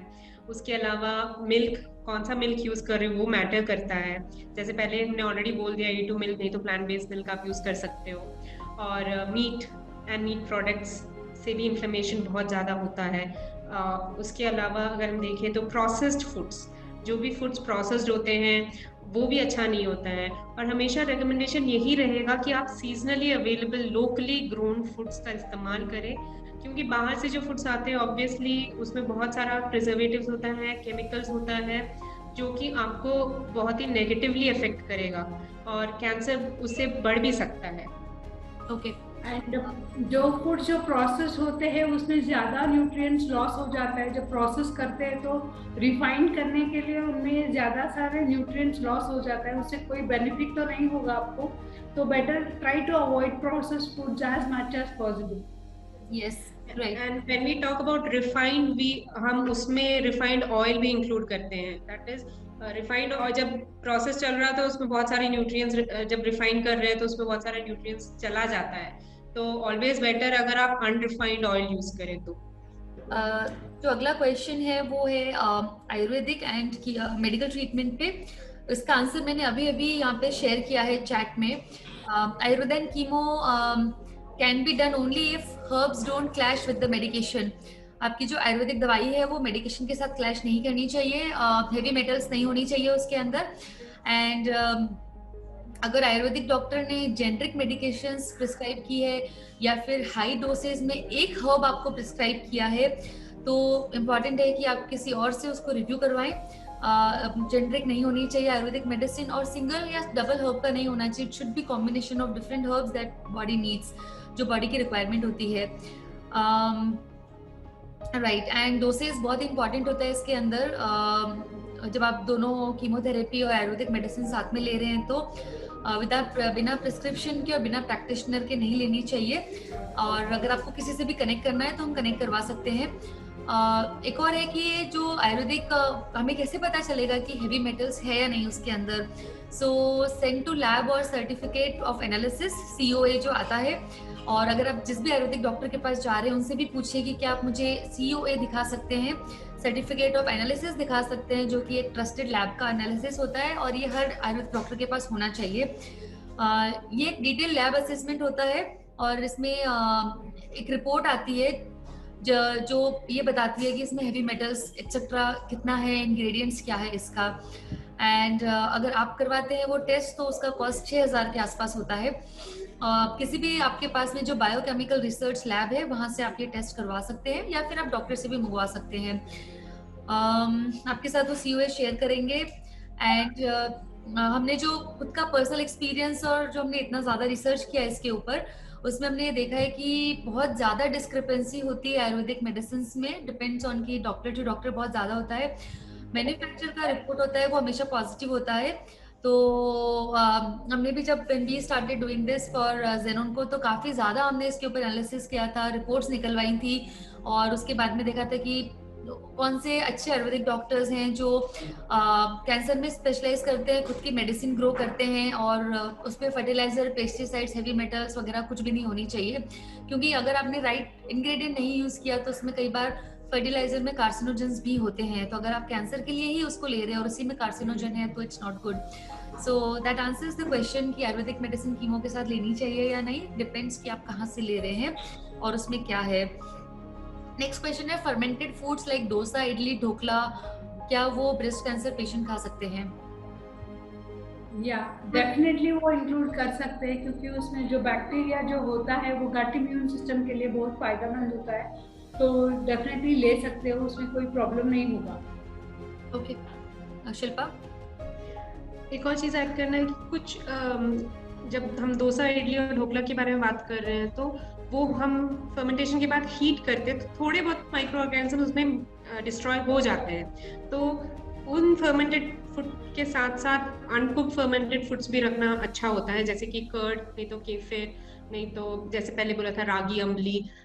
इसको हम कुक नहीं करते उसके बाद, क्योंकि तो उससे क्या होता है कि हीट की वजह से वो माइक्रोब्स मरते नहीं है, तो आपको मैक्सिमम बेनिफिट मिलता है, मतलब 100% ऑफ वो माइक्रो ऑर्गेनिज्म आपके गट में जाता है, जो कि अच्छा है।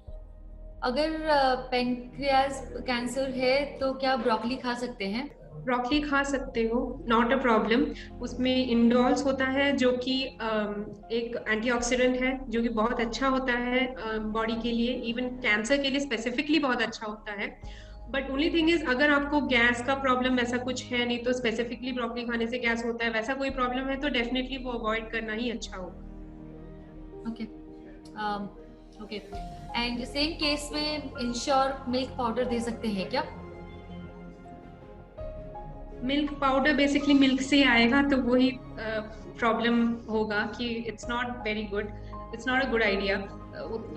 और ऊपर से क्या है कि मिल्क जब पाउडर करते हैं तो बहुत सारा हीट उसमें यूज किया जाता है, तो बहुत सारे वाइटामिन मिनरल्स क्या होते हैं कि वो बहुत सेंसिटिव होते हैं, वो हीट सेंसिटिव होते हैं। लाइट कुछ जैसे कि राइबोफ्लेविन हो गया, जो कि विटामिन B2 है, वो लाइट सेंसिटिव होता है, तो ऐसे वाइटामिन डिस्ट्रॉय हो जाते हैं उस प्रोसेस में।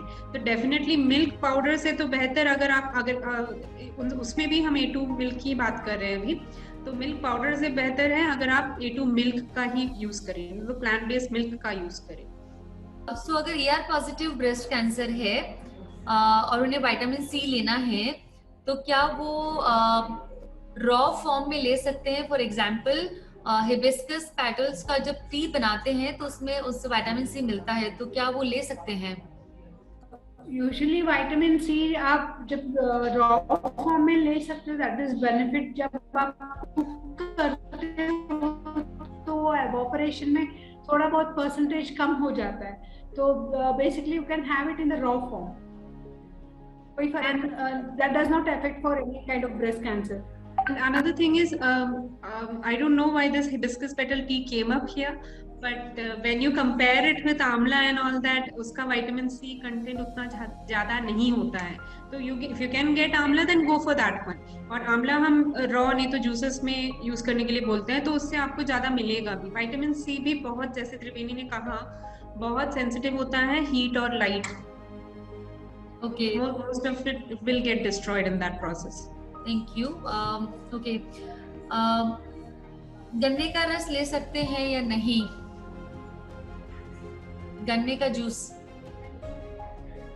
गन्ने से ही शुगर बनता है, तो basically you are taking sugar, या no, it's not a very. अगर किसी पेशेंट को डायबिटीज है तो मैंगो या फिर मैंगो का जूस मॉडरेशन में लेना चाहिए क्या? क्या इससे बॉडी में शुगर बढ़ता है? आपका क्या ओपिनियन है इसके बारे में? अगर डायबिटीज है तो हाँ, मैंगो में थोड़ा सा रिस्ट्रिक्शन जरूर आएगा, बट अदरवाइज मैंगो में वैसा रिस्ट्रिक्शन नहीं आएगा, क्योंकि जैसे मैंने पहले बोला था, मैंगो में बहुत सारे फाइटोकेमिकल्स है, और मैंगो के ऊपर भी स्टडी हुआ है जो कि कैंसर के लिए अच्छा है करके मीन्स बताया गया है। तो डेफिनेटली आपको बस वो, जैसे मैं पहले बोला था, आपको बस वो रिफाइंड जो शुगर्स आता है उसको अवॉइड करना है, जो नेचुरल शुगर्स फ्रूट्स में है उसको अवॉइड नहीं करना है। हमें एक होल पिक्चर को देखना है। जब हम एक फूड देख रहे हैं तो उसमें शुगर खाली नहीं है, जब हम मैंगो को देख रहे हैं उसमें शुगर खाली नहीं है, उसमें बहुत सारे विटामिन्स है, मिनरल्स है, फाइबर है, एंटीऑक्सीडेंट्स है, जो कि बेनिफिट ज्यादा करता है। So you can take, but हाँ, शुगर का आपको अगर डायबिटीज है तो प्लीज वो चेक करके उसके हिसाब से। अगर आपको ग्लाइकेमिक लोड अगर फीलिंग है, तो आप ज्यादा खाना चाहते हो, तो ग्लाइकेमिक लोड बढ़ जाता है, तो आप क्या कर सकते हो, उससे पहले थोड़ा बहुत सीड्स इंक्लूड कर सकते हो, लेकिन 1 चम्मच फ्लैक्स सीड लेके आप फिर थोड़ा बहुत मैंगो लेने से ना आपका शुगर लेवल स्पाइक अप नहीं होता है, वो प्रोसेसिंग थोड़ा स्लो होता है, so that way also you all can eat।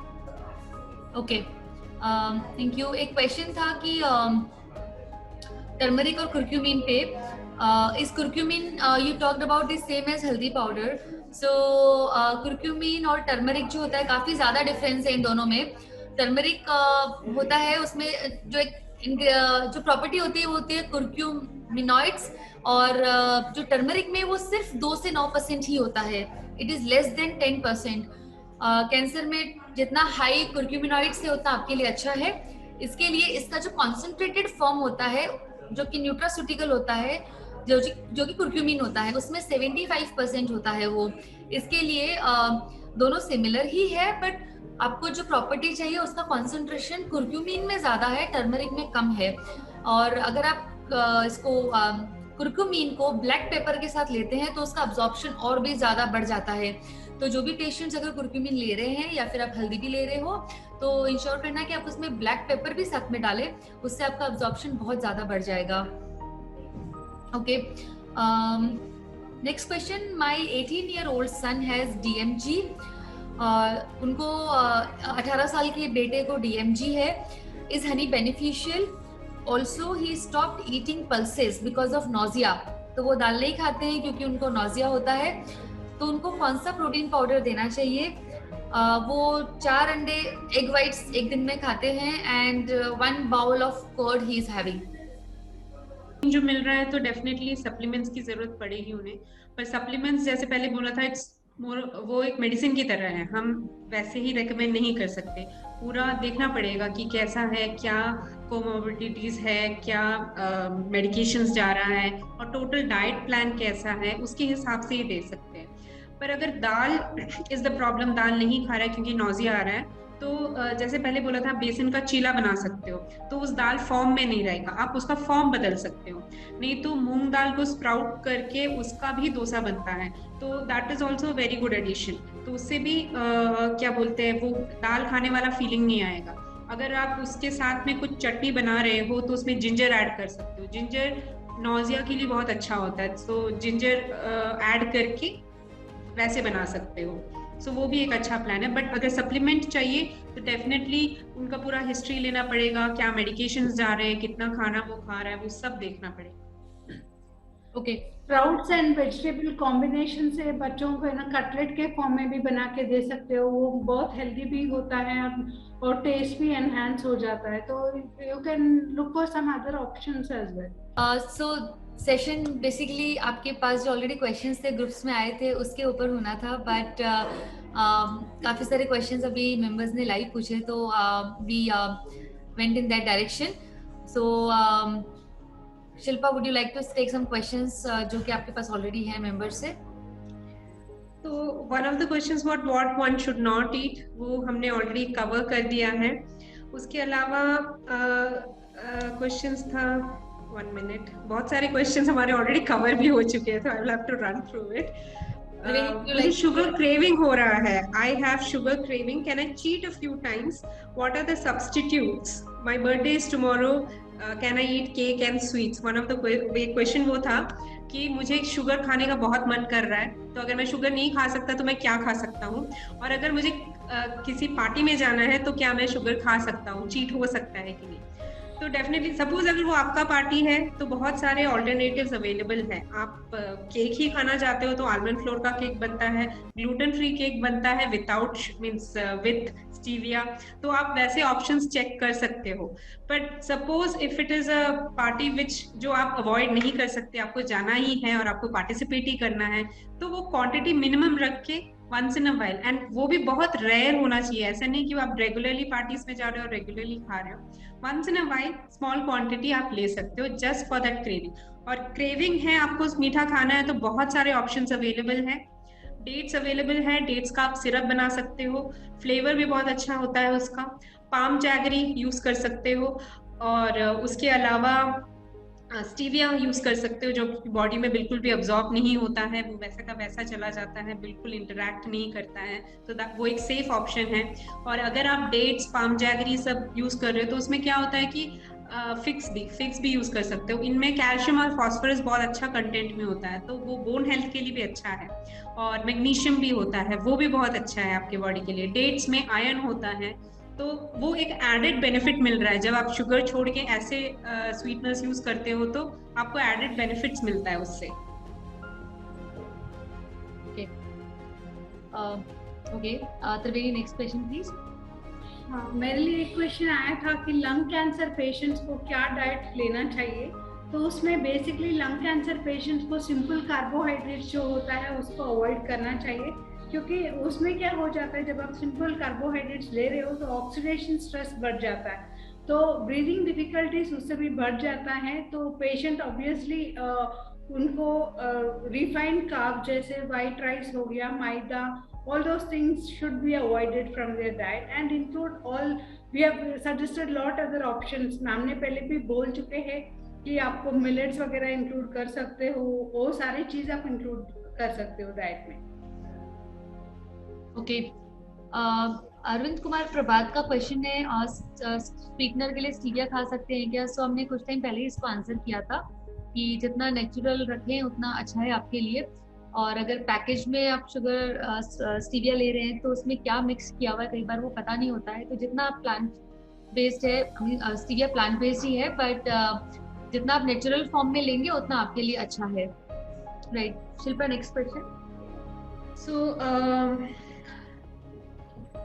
तो मेरा नेक्स्ट क्वेश्चन था कि कभी कभी जब आफ्टर कीमोथेरेपी एपेटाइट बहुत ही ज़्यादा बढ़ जाता है कम होने के बजाय, तो उसमें क्या क्या करना होता है? तो एपेटाइट बढ़ता है यूजुअली, अगर हार्मोन थेरेपी होता है तो भी एपेटाइट बढ़ता है, जैसे कि ब्रेस्ट कैंसर में होता है तो वेट गेन का डर थोड़ा ज़्यादा होता है उससे। तो उसमें क्या करना है कि जैसे पहले बोला था, अगर आपका एपेटाइट लो हो ज़्यादा हो, दोनों में हम यही रेकमेंड करेंगे कि आप small meals at regular interval, मतलब थोड़ा थोड़ा खाना बीच बीच में खाएं। तो उससे क्या होता है कि आप बहुत सारा खाना एक साथ नहीं खाएंगे और नेक्स्ट मील जब तक आएगा तब तक आपको उतना भूख भी नहीं लगेगा कि आप बहुत सारा आपके प्लेट में ले लें। वो दैट इज वन रिकमेंडेशन। उसके अलावा आप जो भी फूड्स यूज कर रहे हैं उसमें फाइबर बहुत ज्यादा रखें। फाइबर रखने का फायदा ये होता है कि वो पेट से बहुत धीरे जाता है, तो अगर चीजें अगर पेट से धीरे जा रही है तो आपको नेक्स्ट भूख उतना ज्यादा जल्दी नहीं लगेगा। और सिंपल चीजें, जैसे कि हम बोलते हैं कि अगर आपको वेट लॉस होता है तो आप स्मूदीज ले सकते हो, तो अगर आपका वेट गेन हो रहा है, आपको बीच बीच में भूख ज्यादा लग रहा है, तो हमारा रिकमेंडेशन यही होगा कि आप fruits and vegetable raw form में खाएं। तो उससे क्या होता है कि आपको फाइबर भी ज्यादा मिलता है और आपका क्वांटिटी उतना ज्यादा नहीं होगा। तो ये ऐसी चीजें आप कर सकते हैं अगर आपको भूख ज्यादा लग रहा है। और किसी किसी को कीमोथेरेपी के बाद क्या होता है कि भूख बहुत कम लगता है, तो उसमें क्या करना चाहिए? उसमें भी हम यही बोलेंगे कि आप small meals at regular interval, that is थोड़ा थोड़ा खाना बीच बीच में खाएं। पर इसमें आप high calorie high protein smoothies ज्यादा यूज कर सकते हैं, क्योंकि खाना वो पीने में ज्यादा आसानी होगी तो आपका क्वांटिटी भी बढ़ जाएगा। और जब भी कीमोथेरेपी हो रहा है, नहीं तो रेडियोथेरेपी हो रहा है बेड साइड में, सब आप थोड़ा बहुत स्नैक्स बीच बीच में रखें। और एक शेड्यूल, दोनों केस में एक शेड्यूल बनाना बहुत अच्छा होता है कि यहाँ इस टाइम पे मैं ये खाऊंगा, नहीं तो ये खाऊंगी। उससे भी आपको एक ट्रैकिंग मिल जाता है कि हाँ मैं सही डायरेक्शन में जा रहा हूँ करके। ओके, एंड अभी जो क्वेश्चन था हिबिस्कस पेटल्स और आंवला किसमें विटामिन सी ज़्यादा होता है, सो रिसर्च जो बताती है हिबिस्कस पर 100 ग्राम में हिबिस्कस में 18.4 mg होता है विटामिन सी, जबकि आंवला में 300 mg होता है। सो आई थिंक आप अगर ये सोच के ले रहे हैं, क्योंकि कमेंट में आपने लिखा है कि hibiscus petals have 100 times vitamin C, that's the reason, तो वो गलत है, क्योंकि हिबिस्कस में 18.4 mg होता है और आंवला में 300 mg होता है, जो कि बहुत ही ज्यादा है। सो बेटर है कि आप आंवला लें और हिबिस्कस टी लेना चाहे ले सकते हैं, बट ये सोच के मत लीजिएगा कि मेरी विटामिन सी की रिक्वायरमेंट फुलफिल हो रही है, क्योंकि आंवला में बहुत ज्यादा है और हिबिस्कस पेटल्स में काफी कम है। ओके, मैं एक और पॉइंट ऐड करना चाहूंगी कि marketing is a very big thing. जब लोगों को चीजें मार्केट करना होता है तो ऐसा बहुत सारा इन्फॉर्मेशन, गलत इन्फॉर्मेशन लोगों के सामने आ जाता है, तो हमें वो चेक करना चाहिए। और ऊपर से आंवले का एक और चीज है कि उसमें क्या बोलते हैं, most of the vitamin C, जैसे कि अगर ऑरेंज से ले लिया और दूसरे प्लांट से ले लिया, विटामिन सी बहुत जल्दी डीनेचर हो जाता है, बट आंवला इज क्वाइट डिफरेंट, उसमें उतनी जल्दी विटामिन सी डीनेचर नहीं होता है, तो वो एक एडेड बेनिफिट है आंवले का। ओके, थैंक यू, बिकॉज ये एक मिस इन्फॉर्मेशन थी, तो अच्छा है कि सबको पता चला इसके बारे में. Thank you. Triveni, next question. मेरे लिए एक क्वेश्चन ये आया है कि how is your diet different from look and doctor Nathans diet. तो बेसिकली डॉक्टर नाथन्स डाइट जो होता है वो कीटो डाइट के बेसिस पर होता है. लूक और हमारा थोड़ा बहुत सिमिलर है. हमारा जो है जो ज़्यादातर से प्लांट बेस्ड है एंड हम उसके साथ साथ प्लांट बेस्ड डाइट के साथ साथ we are also adding few supplements and nutraceuticals also which help in improving the cancer patients, and not only that, the quality of life is also expanded. So these are all the benefits you are getting from our program. Anything you would like to add, Dimple? You can add on to this question. तो उसमें क्या है कि हम लोग यहाँ पे supplements ये भी देखते हैं कि कौन सा मेडिकेशन चल रहा है. जैसे डिम्पल ने पहले कहा था, कर्क्यूमिन हर मेडिकेशन नहीं तो कीमोथेरेपी के साथ नहीं जाता है, तो हम वो भी चेक करते हैं कि कौन सा सप्लीमेंट कौन से कीमोथेरेपी में कौन से कैंसर के लिए बेनिफिट करता है. तो उतना ज्यादा रिसर्च करके ही हम डाइट प्लान बनाते हैं यहाँ पे. Next question is what is yes मेरा next question था कि which diet is the best diet, whether it is vegan, veg or non-veg. So मेरे ख्याल से ये हमने already answer कर दिया है. Veg diet would be vegan and veg diet would be the best. Vegan नहीं तो veg diet ज़्यादा अच्छा होगा, क्योंकि उसमें इन्फ्लेमेशन कॉज करने वाली चीजें बहुत कम होती है और एंटीऑक्सीडेंट्स बहुत ज्यादा होता है. अगर आप वेज डाइट ले भी रहे हो तो मिल्क कौन सा ले रहे हो उसमें ध्यान देना है आप. Okay, thank you. What is the best way to take amla? कैसे लेना चाहिए आंवला को? Amla can be taken in any forms. जैसे शिल्पा ने बताया, बहुत जल्दी डीनेचर्ड नहीं होता है. See, some would like to take it in the form of pickle में भी ले सकते हैं. Some would like to take in the form of चटनी में भी ले सकते हैं, या उसका जूस में भी आप इंक्लूड कर सकते हो. So there are many ways you can take, but absolutely ज़्यादा से ज़्यादा तरह आपको रॉ लेने से बहुत बेनिफिशियल होगा. उसका जूस भी बना सकते हैं. Yeah, definitely. Okay.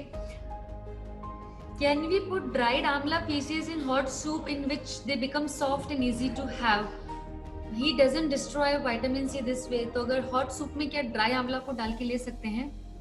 I don't think so. Hot soup में इतना बहुत taste नहीं करेगा. Taste also matters when we come to eating. When we matter to eat.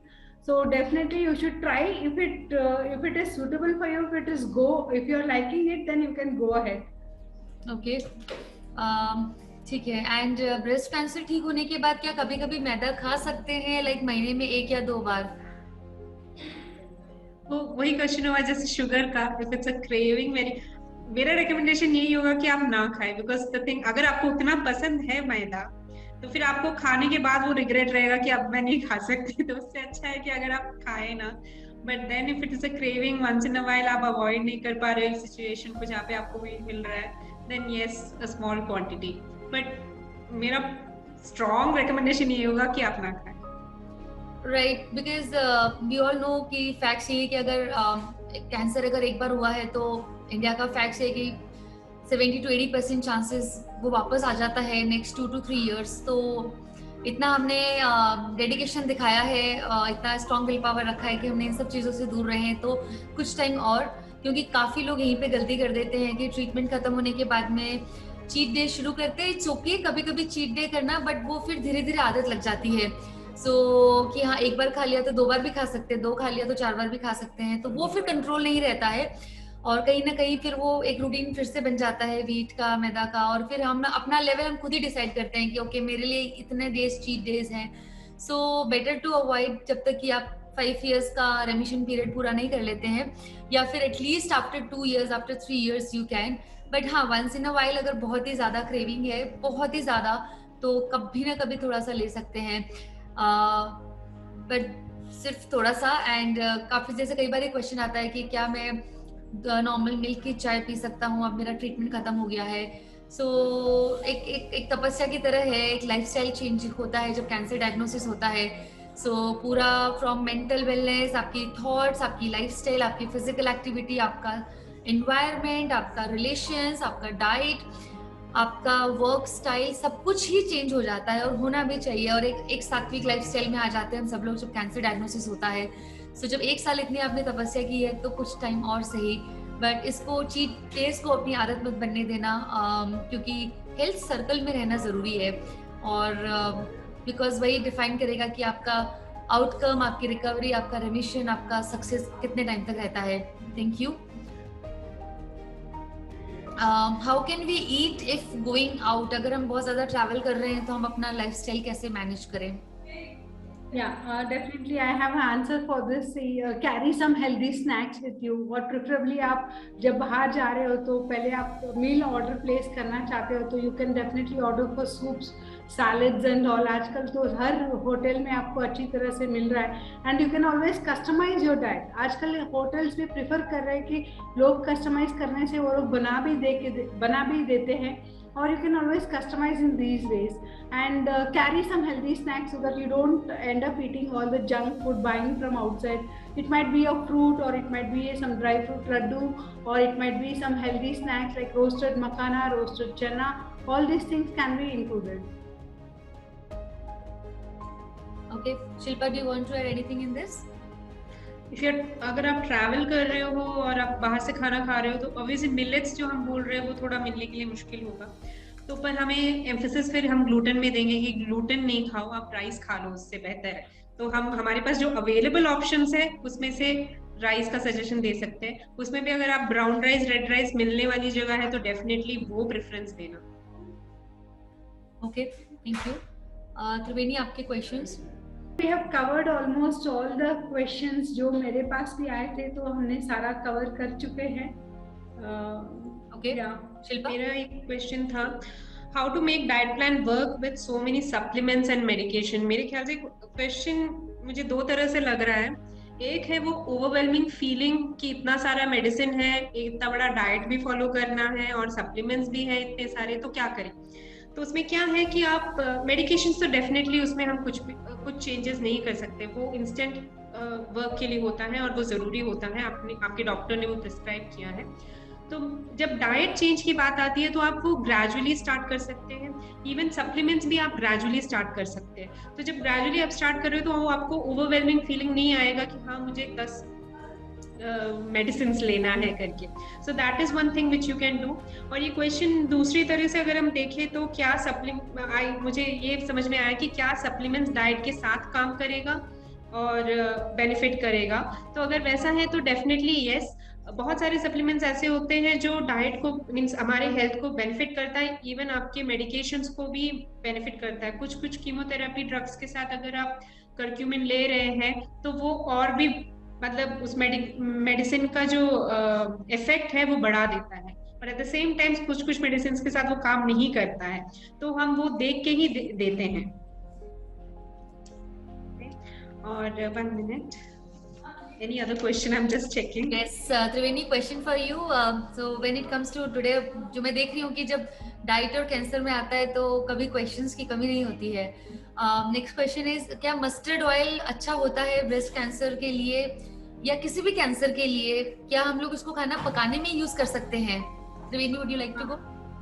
Definitely they can go, because basically वो बचपन से आप उसको खाते आ रहे हो तो डेफिनेटली आपका बॉडी में वो मेमोरी बन जाता है कि आप उसको खा सकते हो, and it does not show any adverse effect. लेकिन आप रिफाइंड ऑयल्स मत लीजिएगा, कोल्ड प्रेस्ड वाला जो आता है, जो कच्ची घनी से आता है, वो आप यूज कर सकते हो। एंड बेटर आप उसके साथ थोड़ा बहुत रोटेशन में आप ऑयल चेंज करेंगे तो दूसरे न्यूट्रिएंट्स का भी आपको फायदामंद होगा। तो जैसे एक महीना आप सरसों का तेल यूज किया, दूसरे महीने you can switch on to rice brand oil हो गया, next time you can switch on to peanut. जो उनमें भी कई न्यूट्रिएंट जो ऐसा होता है जो सरसों के तेल में नहीं होता है। तो इन रोटेशन में if you are using it in the form of cold pressed oils then definitely वो एडवाइजेबल है। Shilpa, would you like to add? No, I think she has covered it all. Thank you. I'll go to my next question. Yes, please. अगला question. तो अगला question ये था कि RT feed, take feed में क्या दे सकते हैं। ये भी थोड़ा जेनेरिक क्वेश्चन हो गया, वो मतलब वो स्पेसिफिक होगा, पेशेंट बाय पेशेंट में डिपेंड करेगा क्या है।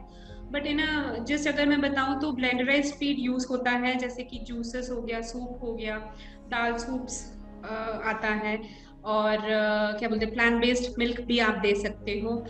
तो ये सब आप दे सकते हो थ्रू द ट्यूब। और उसके क्योंकि हम इसमें फ्लूइड का कंटेंट ज़्यादा होता है और एक्चुअल न्यूट्रिएंट्स थोड़ा कम हो जाता है जब हम ब्लेंडराइज्ड फीड बना रहे हैं, तो आप with the recommendation of your doctor, with recommendation of your dietitian, आपको कोई ना कोई एक सप्लीमेंट भी ऐड करना पड़ेगा ताकि आपको इनफ क्वांटिटी में प्रोटीन्स और कैलोरीज मिल जाए। तो वो है। और अगर पेग फीड ले रहे हैं तो फिर ये जो A2 मिल्क भी नहीं ले सकते हो, क्योंकि पेग फीड डायरेक्टली शायद अगर जेजुनम में जा रहा है तो कुछ चीजें वहां पे डाइजेस्ट नहीं होते हैं, तो मिल्क सब अवॉइडेड होगा उस टाइम पे। Okay.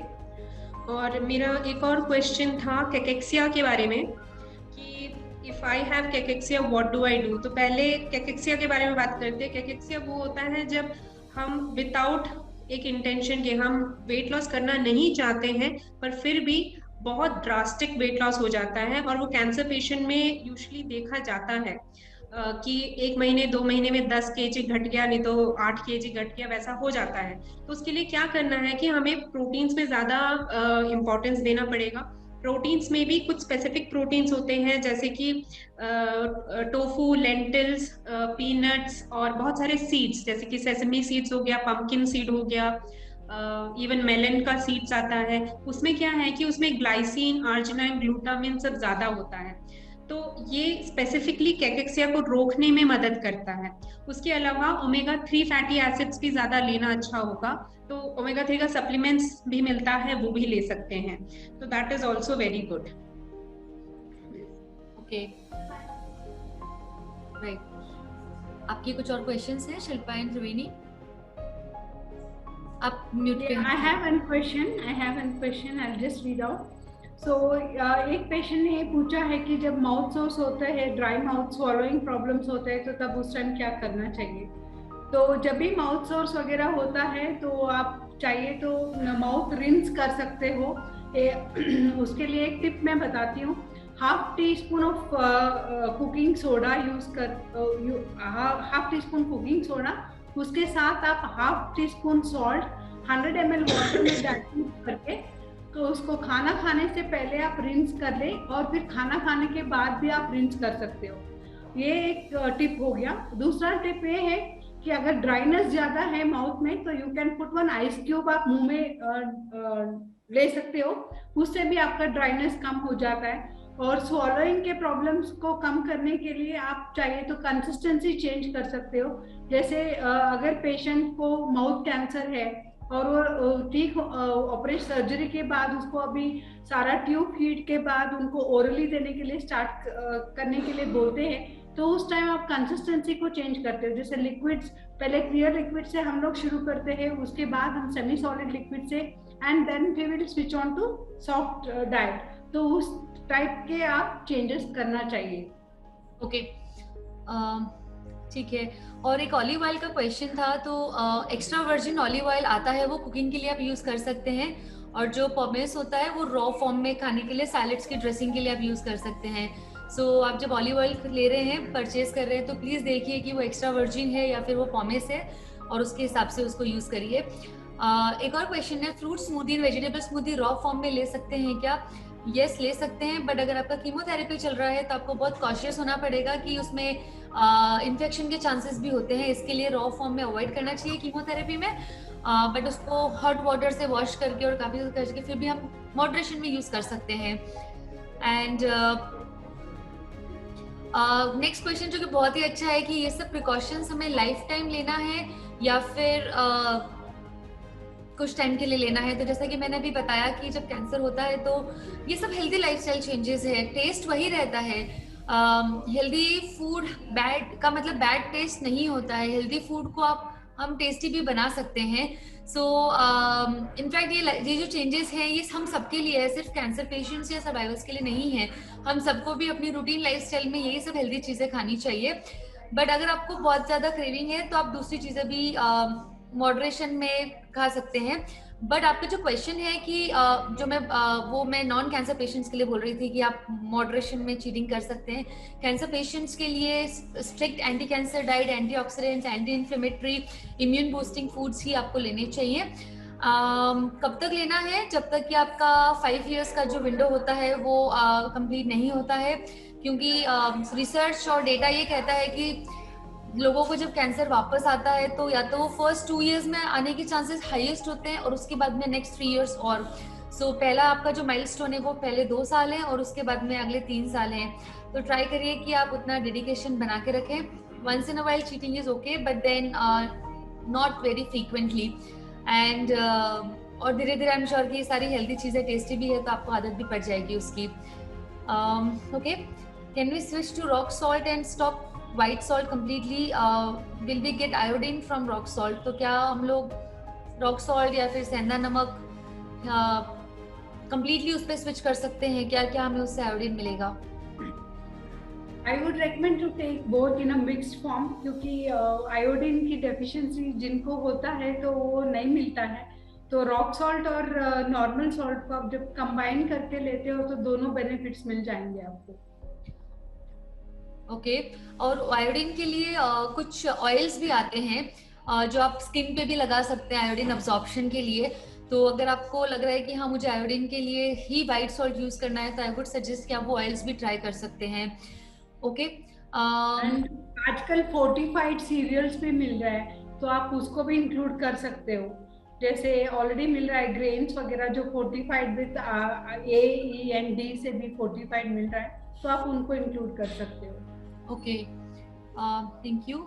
Shilpa Triveni, do you have any other question?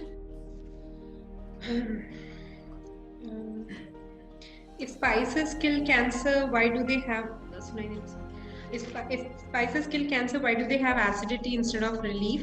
तो ये थोड़ा सा एक मिसकंसेप्शन है करके मुझे लगा, क्योंकि स्पाइसेस जनरली जो स्पाइसी फूड्स होते हैं वो डिफरेंट है, स्पाइसेस डिफरेंट है। स्पाइसी फूड्स होते हैं जिसमें चिल्ली मिर्ची सब बहुत ज्यादा होता है तो उससे एसिडिटी होता है। पर जो अगर हम कार्डमम नहीं तो अजवैन या फिर क्लोव उन सब चीज़ों के बारे में बात कर रहे तो उसमें स्पाइस फैक्टर उतना ज़्यादा नहीं होता है कि एसिडिटी कॉज करे।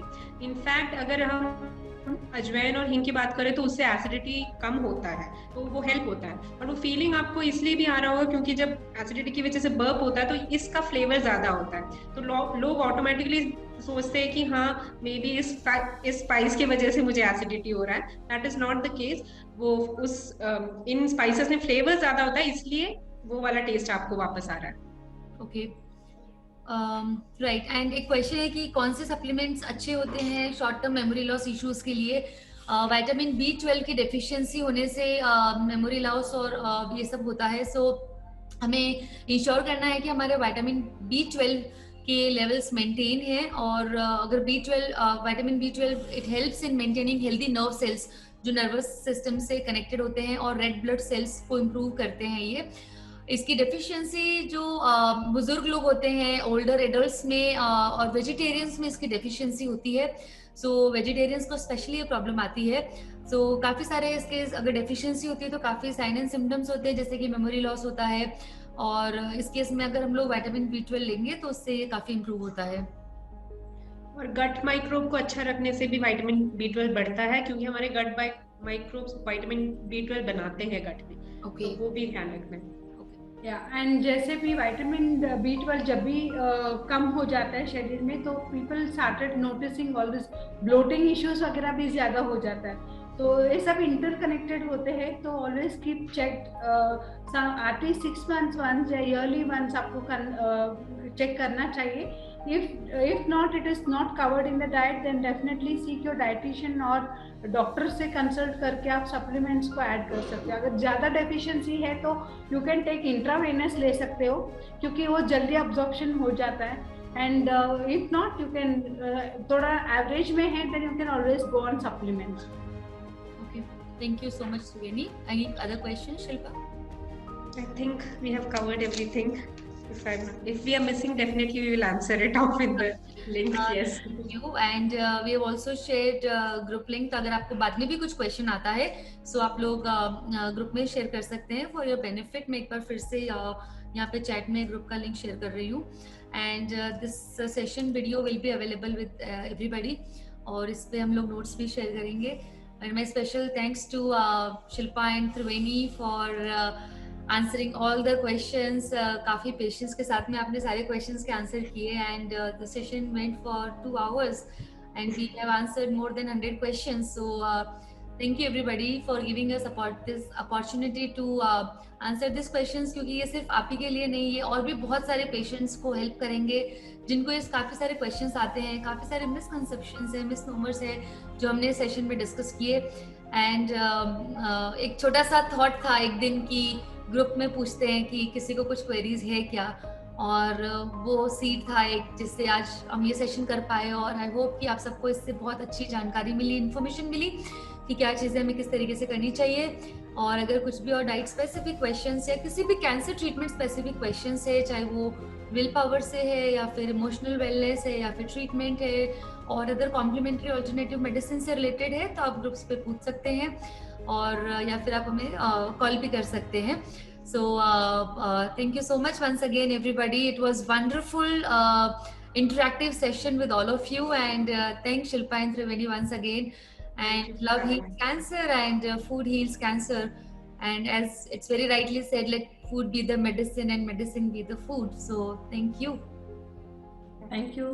Thank you. Yeah. Thanks a lot. Thank you all. Thank you everyone. Bye. Take care.